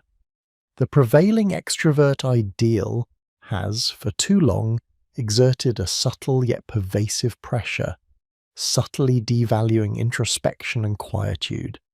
It has often misconstrued the intelligent individual's self-sufficiency as aloofness, their discernment as elitism, and their preference for depth as a lack of social grace. Yet, as we have meticulously demonstrated, these characteristics are not shortcomings, but strengths, the very bedrock of profound thought, groundbreaking discovery, and ethical leadership. To truly flourish, a society must move beyond this narrow paradigm and cultivate an environment where cognitive diversity is not just tolerated, but actively celebrated as a wellspring of collective wisdom and resilience. Such a society understands that its most transformative ideas often emerge from the quietude of minds deeply engaged with their own rich interiors. Embracing this perspective entails a fundamental shift in our collective values. It requires us to re-examine what we deem productive, what constitutes success, and where we locate true well-being. If we continue to exclusively valorize outward-facing achievements, constant connectivity, and the performance of sociability, we risk overlooking, and indeed stifling, the very minds most capable of offering innovative solutions, critical insights, and profound philosophical contributions. The quiet architect of ideas, the contemplative scientist, the introspective artist, these are not peripheral figures, but central to humanity's progress. Their withdrawal is often a strategic retreat, a necessary incubation period for the germination of transformative thought, a gestation period without which many of our greatest advancements would never materialize. The wisdom of Schopenhauer, amplified by subsequent psychological and spiritual insights, offers us a blueprint for a more authentic and resilient human existence, both individually and collectively. For the individual, it champions the cultivation of an inner citadel, a metaphor that has resonated throughout our exploration. This citadel is not a prison of isolation, but a fortress of self-possession, a sanctuary where the spirit can thrive unburdened by external exigencies. Within its walls, one finds not merely solace, but the boundless expanse of one's own mind, a source of inexhaustible creativity, profound understanding and genuine joy. It is here that true freedom resides, the freedom from needing the world to be other than it is, and the freedom to be one's authentic self, regardless of external pressures. This is the ultimate self-reliance, the true independence of spirit. This cultivated inner life, far from leading to misanthropic isolation, fosters a deeper, more meaningful engagement with the world. When one's contentment is internally derived, one approaches social interactions not out of need or desperation, but out of genuine interest, shared purpose, and a desire for authentic connection. The intelligent individual, secure in their inner world, is capable of profound empathy and compassion, precisely because their sense of self is not contingent on others' approval. They can offer their insights and presence without seeking validation, enriching the collective tapestry of human experience through their unique perspective, becoming a beacon of authenticity in a world often swayed by superficiality. For society, embracing this wisdom means fostering a culture that values contemplation as much as action, introspection as much as interaction, and depth as much as breadth. It means recognizing that the greatest contributions often emerge from periods of quiet incubation, from minds unburdened by the incessant demands of external engagement. It implies a re-evaluation of educational systems, workplace environments, and even urban planning, to create spaces and opportunities that support and encourage deep thought and solitary pursuits. It means celebrating the quiet innovators, the profound thinkers, and the empathetic observers who might not dominate social discourse, but whose insights are invaluable, whose silent contributions are the very sinews of progress. The journey toward a flourishing collective, therefore, is inextricably linked to our capacity to understand, respect, and empower the intelligent individual's unique path. It is a call to move beyond the superficial allure of constant connectivity and embrace the profound richness that emerges from cultivated inner lives. By doing so, we do not merely accommodate a minority, we unlock a potent source of wisdom, resilience, and innovation that benefits all, paving the way for a society that is not just efficient, but wise, not just connected, but deeply understanding. In conclusion, Schopenhauer's timeless observation serves not as a decree of social disengagement, but as an invitation to a deeper, more authentic mode of being. It challenges us to look inward, to discover the inexhaustible wellspring of self-sufficiency that resides within each intelligent mind. This is not a path of retreat from the world, but a path of profound re-engagement, one that allows individuals to contribute their most authentic and valuable selves to the collective human endeavor. The intelligent person's preference for solitude, far from being a social handicap, is revealed as a profound advantage, a strategic choice that enables them to build a resilient inner citadel from which they can observe, reflect, create, and ultimately enrich the world with a wisdom born of deep introspection and an unwavering commitment to truth. This essay, therefore, concludes with an affirmation of the immense value of cultivating one's inner world. It is a testament to the fact that true flourishing for individuals and for society often lies not in the clamour of external validation, but in the quiet strength of self-possession, the profound joy of intellectual discovery, and the boundless landscape of a mind at peace with itself.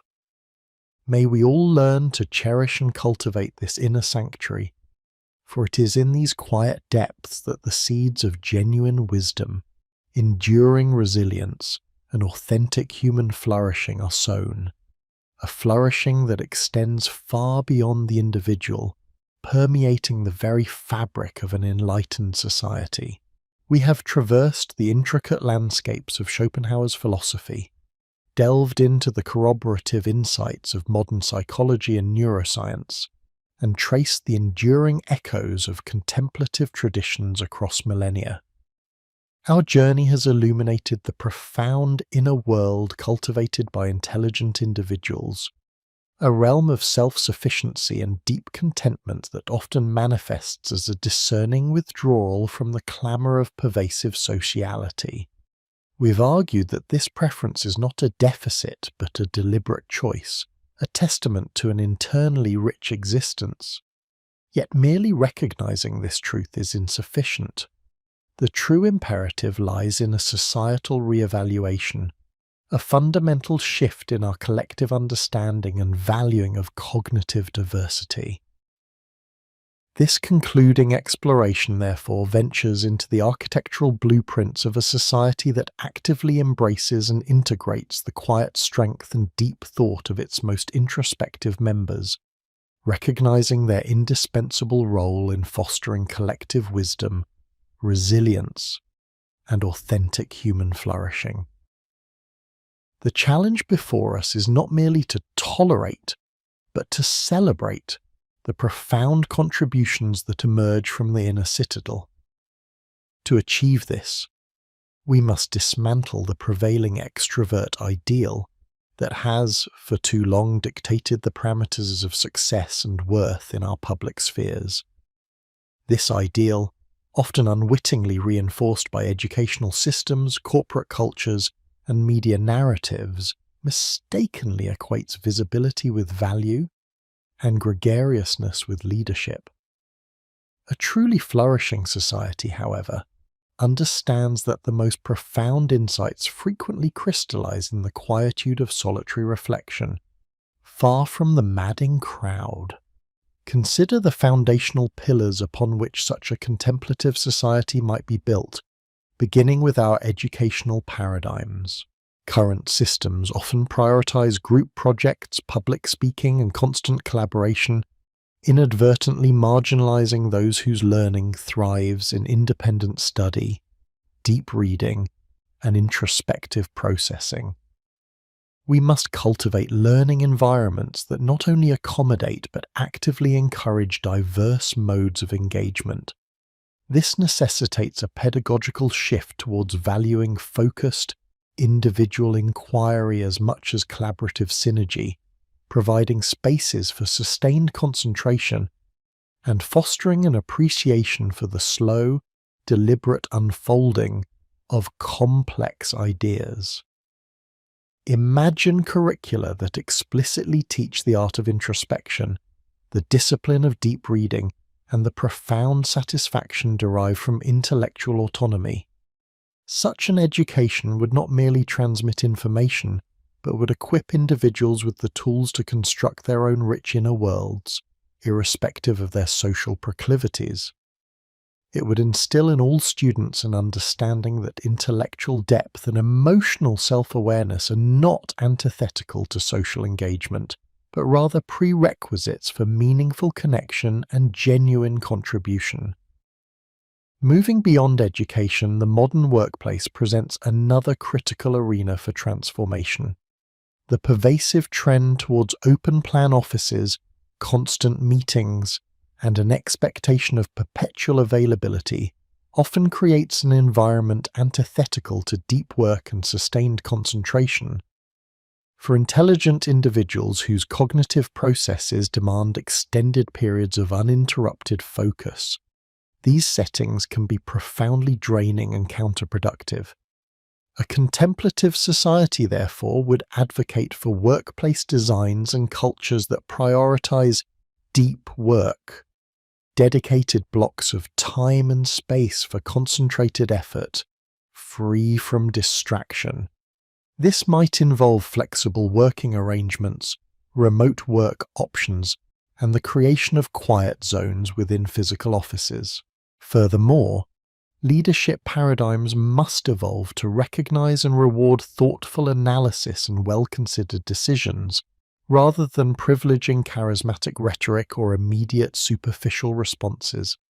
Leaders who exemplify the value of introspection and strategic solitude can inspire a broader cultural shift, demonstrating that true influence often emanates from profound understanding rather than constant visibility.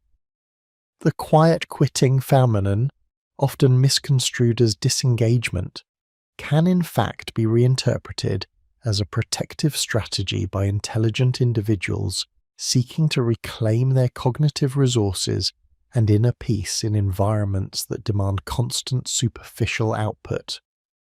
By recognizing this, organizations can move towards creating spaces where individuals can contribute their best, most thoughtful work, rather than merely performing busyness. The media and broader cultural narratives also bear a significant responsibility in reshaping public perception. For too long, popular culture has lionized the extrovert, portraying introverted or contemplative characters as awkward, reclusive, or even antisocial. We must actively challenge these simplistic portrayals, replacing them with nuanced narratives that celebrate the quiet power of introspection, the wisdom of solitude, and the profound creativity that often blossoms in seclusion. Stories that showcase scientists, artists, philosophers, and innovators whose breakthroughs were forged in the crucible of solitary thought can inspire a new generation to embrace their inner worlds without fear of judgment. By diversifying our heroes and role models, we can gradually dismantle the societal bias that inadvertently diminishes the value of deep thinkers and quiet contributors. This is not to diminish the value of extroversion or collaborative energy, but rather to redress an imbalance, ensuring that the full spectrum of human experience and contribution is recognized and honored. The benefits of such a societal re-evaluation extend far beyond the well-being of intelligent individuals. They are fundamental to the collective progress and resilience of humanity. When society embraces cognitive diversity, it unlocks unparalleled potential for innovation. History is replete with examples of groundbreaking discoveries and artistic masterpieces that emerged from sustained, solitary intellectual effort.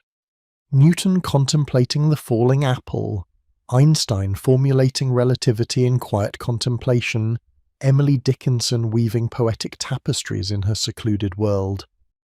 These leaps of human understanding often require an unburdened mind, free from the incessant demands of social performance, allowing thoughts to wander, connect, and synthesize in novel ways.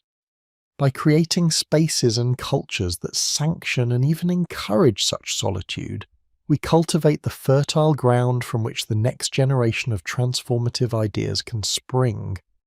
Moreover, a contemplative society fosters more ethical and resilient decision-making. Deep reflection, unclouded by groupthink or the pressure to conform, allows for a more comprehensive consideration of consequences, a more profound understanding of complex moral dilemmas, and a greater capacity for long-term strategic thinking. Leaders who cultivate their inner citadel are less susceptible to fleeting trends, emotional impulses, or the allure of superficial popularity. Instead, their decisions are rooted in a deeper understanding of principles, values, and the interconnectedness of phenomena. This internal fortitude translates into a collective resilience, enabling society to navigate crises with greater wisdom and foresight, rather than succumbing to reactive fear or short-sighted solutions. Ultimately, the embrace of cognitive diversity leads to a more authentic human flourishing. When individuals are empowered to cultivate their inner lives, to find satisfaction and meaning not solely in external validation, but in the boundless landscape of their own minds, they achieve a profound inner contentment that is both robust and self-sustaining. This shifts the collective focus from superficial metrics of happiness, consumption, social status, constant entertainment, to a deeper, more enduring sense of purpose and well-being. A society that values introspection and intellectual depth encourages its members to seek meaning beyond the ephemeral, to engage with the profound questions of existence, and to build lives rich in internal experience. This is not a call for universal asceticism or isolation, but for a balanced recognition that true fulfillment often arises from a harmonious interplay between a vibrant inner world and meaningful chosen external engagements. Conversely, the cost of not embracing cognitive diversity is severe and far-reaching. A society that continues to marginalize deep thinkers risks stifling innovation, promoting a culture of superficiality, and ultimately hindering its own progress. When intelligent individuals are forced to conform to an extrovert ideal, their unique contributions may remain untapped, their insights unheard, and their potential for transformative impact unrealized. This leads to a collective impoverishment, as the very voices capable of offering critical perspectives, ethical guidance, and groundbreaking solutions are either silenced or driven to the fringes. The constant pressure to perform sociality, to be perpetually on, can also lead to widespread anxiety, burnout, and a pervasive sense of inauthenticity, even among those who might outwardly appear successful. Such a society, lacking the ballast of deep thought and internal resilience, becomes more susceptible to demagoguery, groupthink, and the erosion of critical inquiry. It risks becoming brittle, unable to adapt to complex challenges, because it has systematically undervalued the very minds capable of navigating them. Our journey through Schopenhauer's insights and their modern corroborations culminates in a powerful vision. A society that understands and celebrates the intricate architecture of the human mind in all its diversity. This is not a utopian dream, but a pragmatic necessity for navigating the complexities of the 21st century. It is a call to construct environments, both physical and cultural, that nurture introspection, foster intellectual discipline, and honour the quiet strength of those who find their deepest satisfaction in the boundless landscape of their own minds. By doing so, we do not merely accommodate a segment of the population. We unlock the full spectrum of human potential, cultivating a collective wisdom that is more profound, a resilience that is more enduring, and a path to authentic human flourishing that is more inclusive and sustainable for all. The quiet revolution begins not with a roar, but with a profound recognition of the power that lies within. This is the ultimate legacy of Schopenhauer's enduring philosophy, a compelling argument for the profound societal value of the inner life, urging us to build a world where the symphony of connection is enriched, not diminished, by the profound and often solitary melodies of individual thought. The preceding chapters have illuminated the profound wellspring of inner life that intelligent individuals cultivate. A self-sufficient world that often renders the bustling currents of social interaction secondary to their deepest satisfactions. We have traversed the philosophical landscapes mapped by Schopenhauer, delved into psychological frameworks, explored spiritual traditions, and observed the contemporary manifestations of this preference for introspection. Yet, as we concluded, the grand challenge remains: how do we translate this understanding into a societal architecture that not only accommodates but actively nurtures such cognitive diversity? The vision of a contemplative society is not a mere utopian fancy, but a pressing imperative, demanding a deliberate and sustained re-evaluation of our most fundamental structures. The implementation of such a paradigm shift is, admittedly, an arduous endeavour, fraught with the inertia of ingrained habits and the formidable resistance of prevailing cultural narratives. Our current societal edifice is largely constructed upon the bedrock of external validation, collective performance, and the pervasive extrovert ideal that elevates outward engagement above inward reflection. To dismantle and reconstruct elements of this edifice requires not just intellectual assent, but a profound cultural metamorphosis, a collective awakening to the intrinsic value of inner abundance. To architect a truly contemplative society, we must begin with a radical reimagining of our educational systems. Currently, schools often prioritize rote memorization, standardized testing, and group projects that implicitly reward extroverted participation. A contemplative education, by contrast, would foster environments where critical inquiry, deep reading, and sustained periods of independent thought are not just permitted, but celebrated. Curricula would integrate philosophical inquiry from an early age, encouraging students to grapple with existential questions, develop robust internal frameworks, and cultivate a nuanced understanding of their own consciousness. Meditation and mindfulness practices would not be elective add-ons but foundational components, teaching emotional regulation and the art of sustained attention, skills far more vital for navigating a complex world than many currently emphasize metrics. Assessment would shift from merely measuring external output to evaluating the depth of understanding, the originality of thought, and the capacity for self-reflection. We envision classrooms as crucibles for intellectual curiosity, where silence is not an absence but a fertile ground for ideas, and solitude is recognized as a powerful modality for learning and growth, rather than a sign of social deficiency. Beyond the formative years, the workplace stands as another crucial arena for transformation.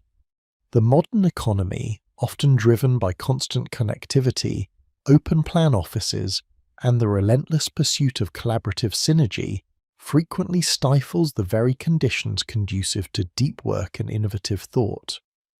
A contemplative workplace, conversely, would recognize and strategically leverage cognitive diversity.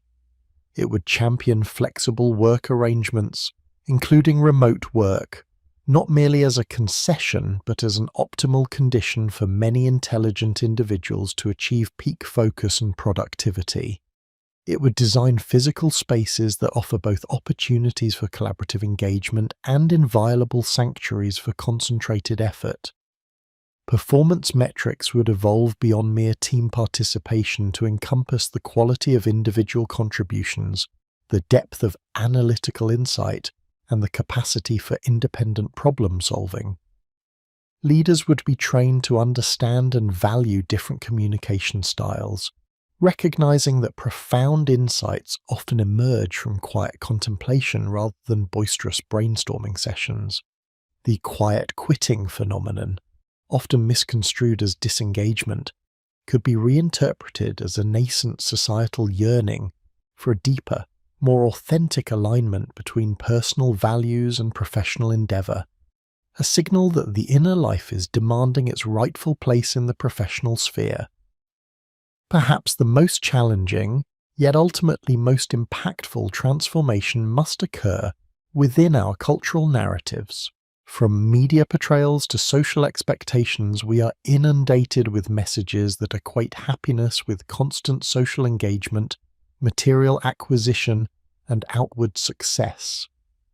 The introspective individual is frequently cast as an anomaly, a recluse, or even a misanthrope, rather than as a profound contributor to collective wisdom. A contemplative society would actively challenge these superficial narratives, celebrating diverse forms of human flourishing.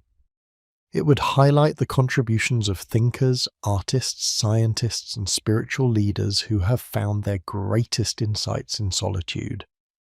It would foster media that explores the richness of inner experience, promoting literature, art, and philosophical discourse that delves into the complexities of consciousness.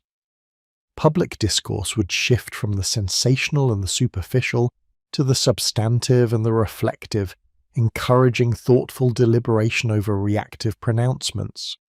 The pervasive noise of constant digital connectivity would be understood not as a sign of progress, but as a potential impediment to genuine understanding and inner peace, prompting a collective re-evaluation of our relationship with technology. However, we must acknowledge the inherent resistances to such a sweeping transformation.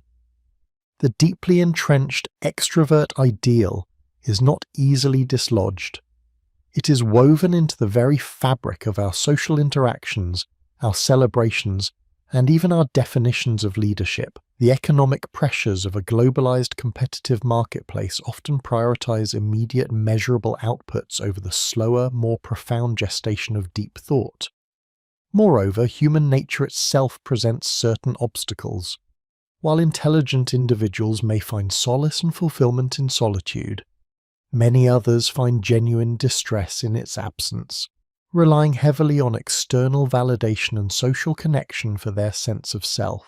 The fear of loneliness, deeply primal, often drives adherence to social norms, even when those norms feel unfulfilling. There is also the understandable human tendency to fear what is not fully understood, and the rich, complex inner world of the highly intelligent can often appear opaque, even alien, to those who do not share similar mental landscapes. The challenge, then, is not to impose solitude on all, but to create a society where the choice for introspection is equally valued and supported as the choice for social engagement. Despite these formidable obstacles, the intelligent individual, the very subject of our inquiry, is uniquely positioned to be a catalyst for this societal change. Their keen intellect, their capacity for critical analysis, and their often unwavering commitment to truth make them ideal architects for this new paradigm. They can articulate the shortcomings of the current system with precision, envision alternative structures with clarity, and lead by example, demonstrating the profound benefits of a life rich in inner experience. Their ethical leadership, often rooted in a deeper understanding of human flourishing beyond superficial metrics, can guide society towards more sustainable and meaningful paths. They are the ones who can challenge the conventional metrics of success, advocating for a redefinition that encompasses wisdom, authenticity, and inner peace alongside material prosperity. Ultimately, the transformative potential of a contemplative society is immense. By valuing and nurturing the inner lives of all its members, it would unlock unprecedented levels of collective wisdom, creativity, and resilience. Problems that currently seem intractable, born from short-sightedness and superficial analysis, could be approached with a depth of thought and ethical consideration hitherto uncommon. Individuals, freed from the relentless pressure of external performance and validation, would be empowered to pursue their most authentic selves, fostering a society rich in diversity of thought and purpose. Such a society would not merely tolerate the intelligent individual's preference for solitude, but would understand it as a vital contribution to the collective good, a necessary withdrawal for the replenishment and refinement of the very insights that propel humanity forward. This essay, therefore, concludes not with a definitive end, but with a profound call to action. The insights of Schopenhauer, once perhaps dismissed as the musings of a melancholic recluse, resonate with increasing urgency in our hyper-connected, often superficial world. His philosophy, when viewed through the lens of contemporary psychology and spirituality, offers not an argument for misanthropy, but a powerful affirmation of the boundless landscape of the human mind. The intelligent person's preference for solitude is not a deficit to be overcome, but a wellspring of potential to be cultivated, both individually and collectively. The journey towards a contemplative society is long and complex, but it is a journey towards a more authentic, wise, and ultimately more human future. It is a future where the inner citadel is not merely a refuge but a foundation upon which a truly flourishing civilization can be built. We are, therefore, invited to embark upon this architectural endeavour, recognizing that the greatest structures are often built from the deepest reflections. The compelling call for societal re-evaluation, articulated in our preceding discourse, is not merely an abstract philosophical aspiration, but an urgent practical imperative. It posits that a fundamental recalibration of our collective values, particularly concerning education, workplaces, and cultural narratives, is indispensable for unlocking the full spectrum of human potential. To embrace cognitive diversity, to truly recognize the self-sufficient inner life of the intelligent individual as a vital societal asset, necessitates a deliberate and multifaceted architectural redesign of the very structures that shape our experience. We now embark upon a detailed exploration of what this transformative endeavor entails, examining its practical ramifications and envisioning the profound benefits it promises for collective wisdom, resilience, and authentic human flourishing. In the sphere of our education, the paradigm shift must be nothing short of revolutionary. The prevailing models, often predicated on standardized metrics, rote memorization, and an emphasis on performative social interaction, inadvertently stifle the very intellectual curiosity and deep contemplative capacity that characterize intelligent individuals.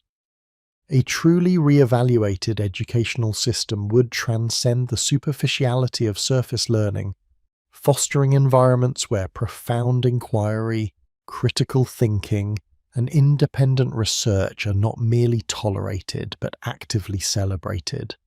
This implies a move away from the assembly line approach to knowledge acquisition and towards pedagogical methodologies that nurture intellectual autonomy. We envision curricula designed to encourage philosophical discourse from an early age, prompting students to grapple with complex ideas, to question established norms, and to cultivate a robust internal framework for understanding the world. The quietude necessary for deep focus, often dismissed as aloofness in bustling classrooms, must be recognized as the sacred space for cognitive processing.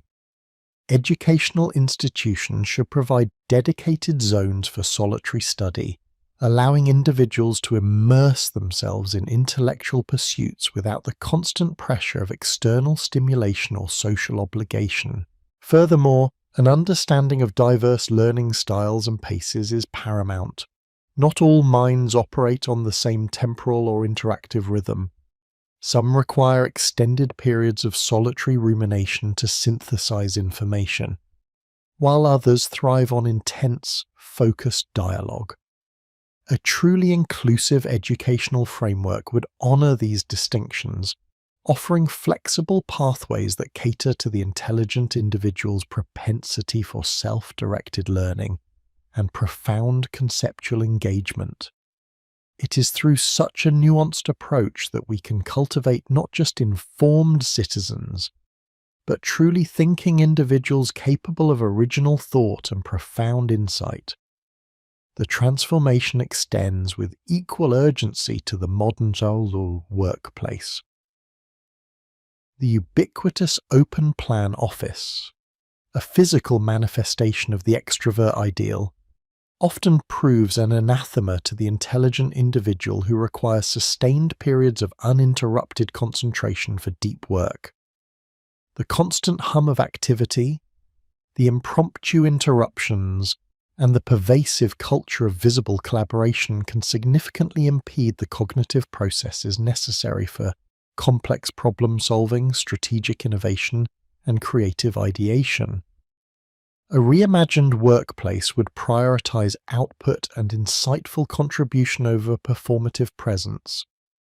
This necessitates a fundamental redefinition of teamwork, moving beyond the simplistic notion of constant face-to-face interaction to embrace models that incorporate periods of individual, focused contribution, punctuated by strategic, high-quality collaboration.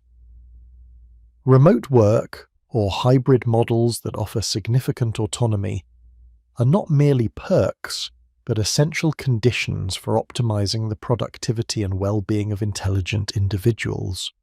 Such arrangements allow them to craft environments conducive to their unique cognitive rhythms, minimizing distractions and maximizing their capacity for deep engagement. Furthermore, mentorship programs should evolve to respect intellectual independence, encouraging mentees to forge their own paths of inquiry rather than merely replicating existing paradigms. Leadership within such organizations would recognize that true innovation often germinates in the quietude of individual thought, and therefore actively create the psychological and physical space for such cultivation. It is by valuing depth over superficial engagement, and by trusting in the efficacy of focused solitude, that organizations can unlock unprecedented levels of creativity and problem-solving acumen. Perhaps the most challenging, yet ultimately most impactful area for re-evaluation lies within our pervasive cultural narratives. For too long, society has glorified the extrovert ideal, equating constant social engagement with success, charisma, and even mental health. This pervasive bias has inadvertently marginalized the intelligent individual whose preference for introspection and selective social engagement is often misconstrued as aloofness, shyness, or even misanthropy. To shift this narrative requires a concerted effort to promote stories and role models that celebrate introspection, intellectual pursuits, and the profound richness of the inner life. We must reframe solitude not as a deficit or a sign of loneliness, but as a potent source of strength, creativity, and self-discovery. Narratives that emphasize intrinsic motivation over external validation, that highlight the quiet heroism of the thinker, the artist, the scientist immersed in their craft, will begin to normalize and valorize the intelligent individual's chosen path. This re-evaluation must challenge the relentless pursuit of social media validation and the superficiality of performative connection, instead directing attention towards the deeper, more enduring satisfactions derived from intellectual mastery, creative expression, and authentic self-understanding. By weaving these themes into our media, our educational materials, and our public discourse, we can cultivate a cultural landscape where cognitive diversity is not just tolerated but genuinely appreciated as a cornerstone of a truly vibrant and intelligent society. The benefits of such a transformative societal shift are manifold and profound, extending far beyond the individual flourishing of intelligent minds to encompass the very fabric of our collective existence. Firstly, a society that truly embraces cognitive diversity will inevitably foster greater collective wisdom. When the deep analytical thought patterns of intelligent introverts are not just accommodated but actively integrated into societal decision-making processes, the quality of outcomes improves exponentially. These individuals, unburdened by the constant need for external validation, often possess the capacity for objective critical analysis, challenging groupthink and identifying nuanced solutions that might escape more socially oriented perspectives.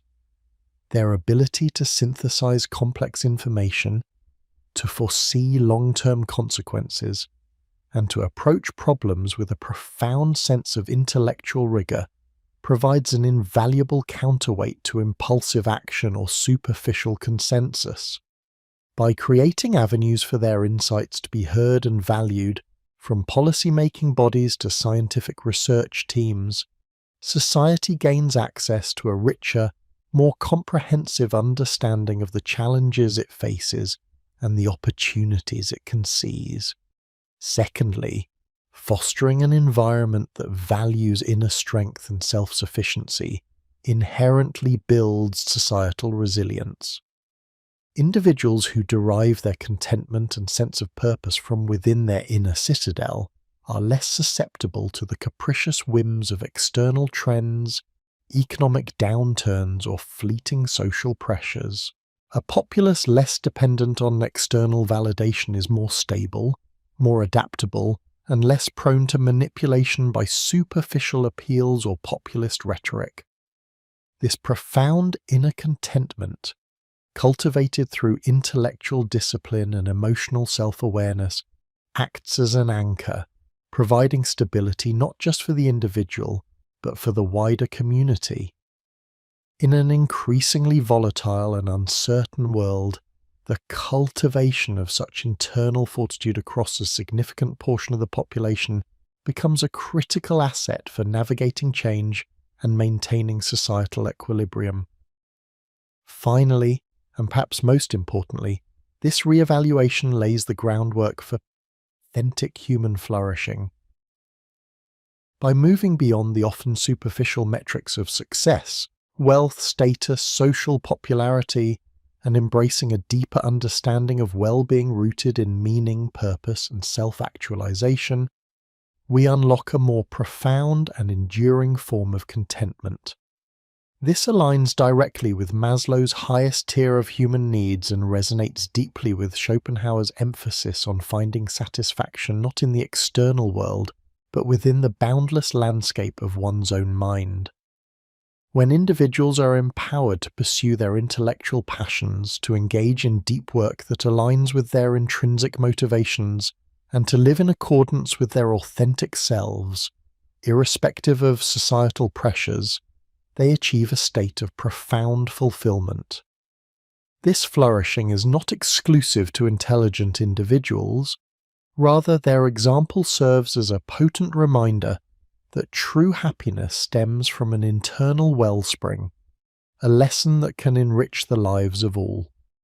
Such a society, valuing depth over superficiality, would encourage all its members to seek out their own unique paths to meaning, fostering a tapestry of diverse yet equally valid forms of human accomplishment and contentment. Of course, the path to such transformation is fraught with challenges. Deeply ingrained cultural norms are not easily shifted. The extrovert ideal is pervasive, reinforced by the centuries of social conditioning and a natural human inclination towards tribal affiliation. Misunderstanding remains a significant hurdle. The intelligent individual's chosen solitude is frequently misinterpreted as aloofness, arrogance, or even a lack of empathy, rather than a necessary condition for their unique cognitive processes. Furthermore, current economic models often prioritize immediate visible collaboration and quantifiable social interaction, making it difficult to justify investments in environments that champion individual deep work and contemplative thought. Yet, these challenges are not insurmountable. Solutions emerge from a combination of sustained advocacy and awareness. Continued philosophical discourse, like the very essay we present, combined with rigorous psychological research, can illuminate the profound benefits of cognitive diversity and gradually dismantle long-held prejudices. Public education campaigns, leveraging the power of storytelling and accessible communication, can begin to shift perceptions and normalize the intelligent individual's unique contributions. Pilot programs within educational institutions and corporate settings can serve as tangible demonstrations of the efficacy of these new approaches, providing empirical evidence to counter skepticism. Moreover, leadership from within the community of intelligent individuals themselves, once empowered and understood, can become powerful advocates for these changes, articulating their needs and demonstrating their value. Ultimately, it requires a collective commitment to redefining productivity and success, moving beyond superficial metrics to value depth, originality, long-term impact, and the profound, often quiet contributions that shape the future. In essence, our argument, rooted in Schopenhauer's profound insights, suggests that the cultivation of a rich inner life by intelligent individuals is not merely a personal preference but a societal resource of immense, often untapped, value. This is not about isolating individuals or creating an intellectual elite, but about creating environments where all cognitive types can thrive and contribute authentically. It is about recognizing that true collective strength arises from the harmonious interplay of diverse minds, each allowed to operate at its optimal capacity. The vision of a society that truly values cognitive diversity, where the inner citadel of each intelligent mind is seen as a cornerstone of collective strength, is a compelling one. It promises a future where human experience is more harmonious, thoughtful, and profound. By understanding and integrating Schopenhauer's enduring wisdom, we unlock a path not just to individual flourishing, but to a more balanced, resilient, and profoundly intelligent world. This transformation is not a utopian fantasy, but a pragmatic necessity for navigating the complexities of the 21st century, ensuring that humanity harnesses its fullest intellectual and creative potential.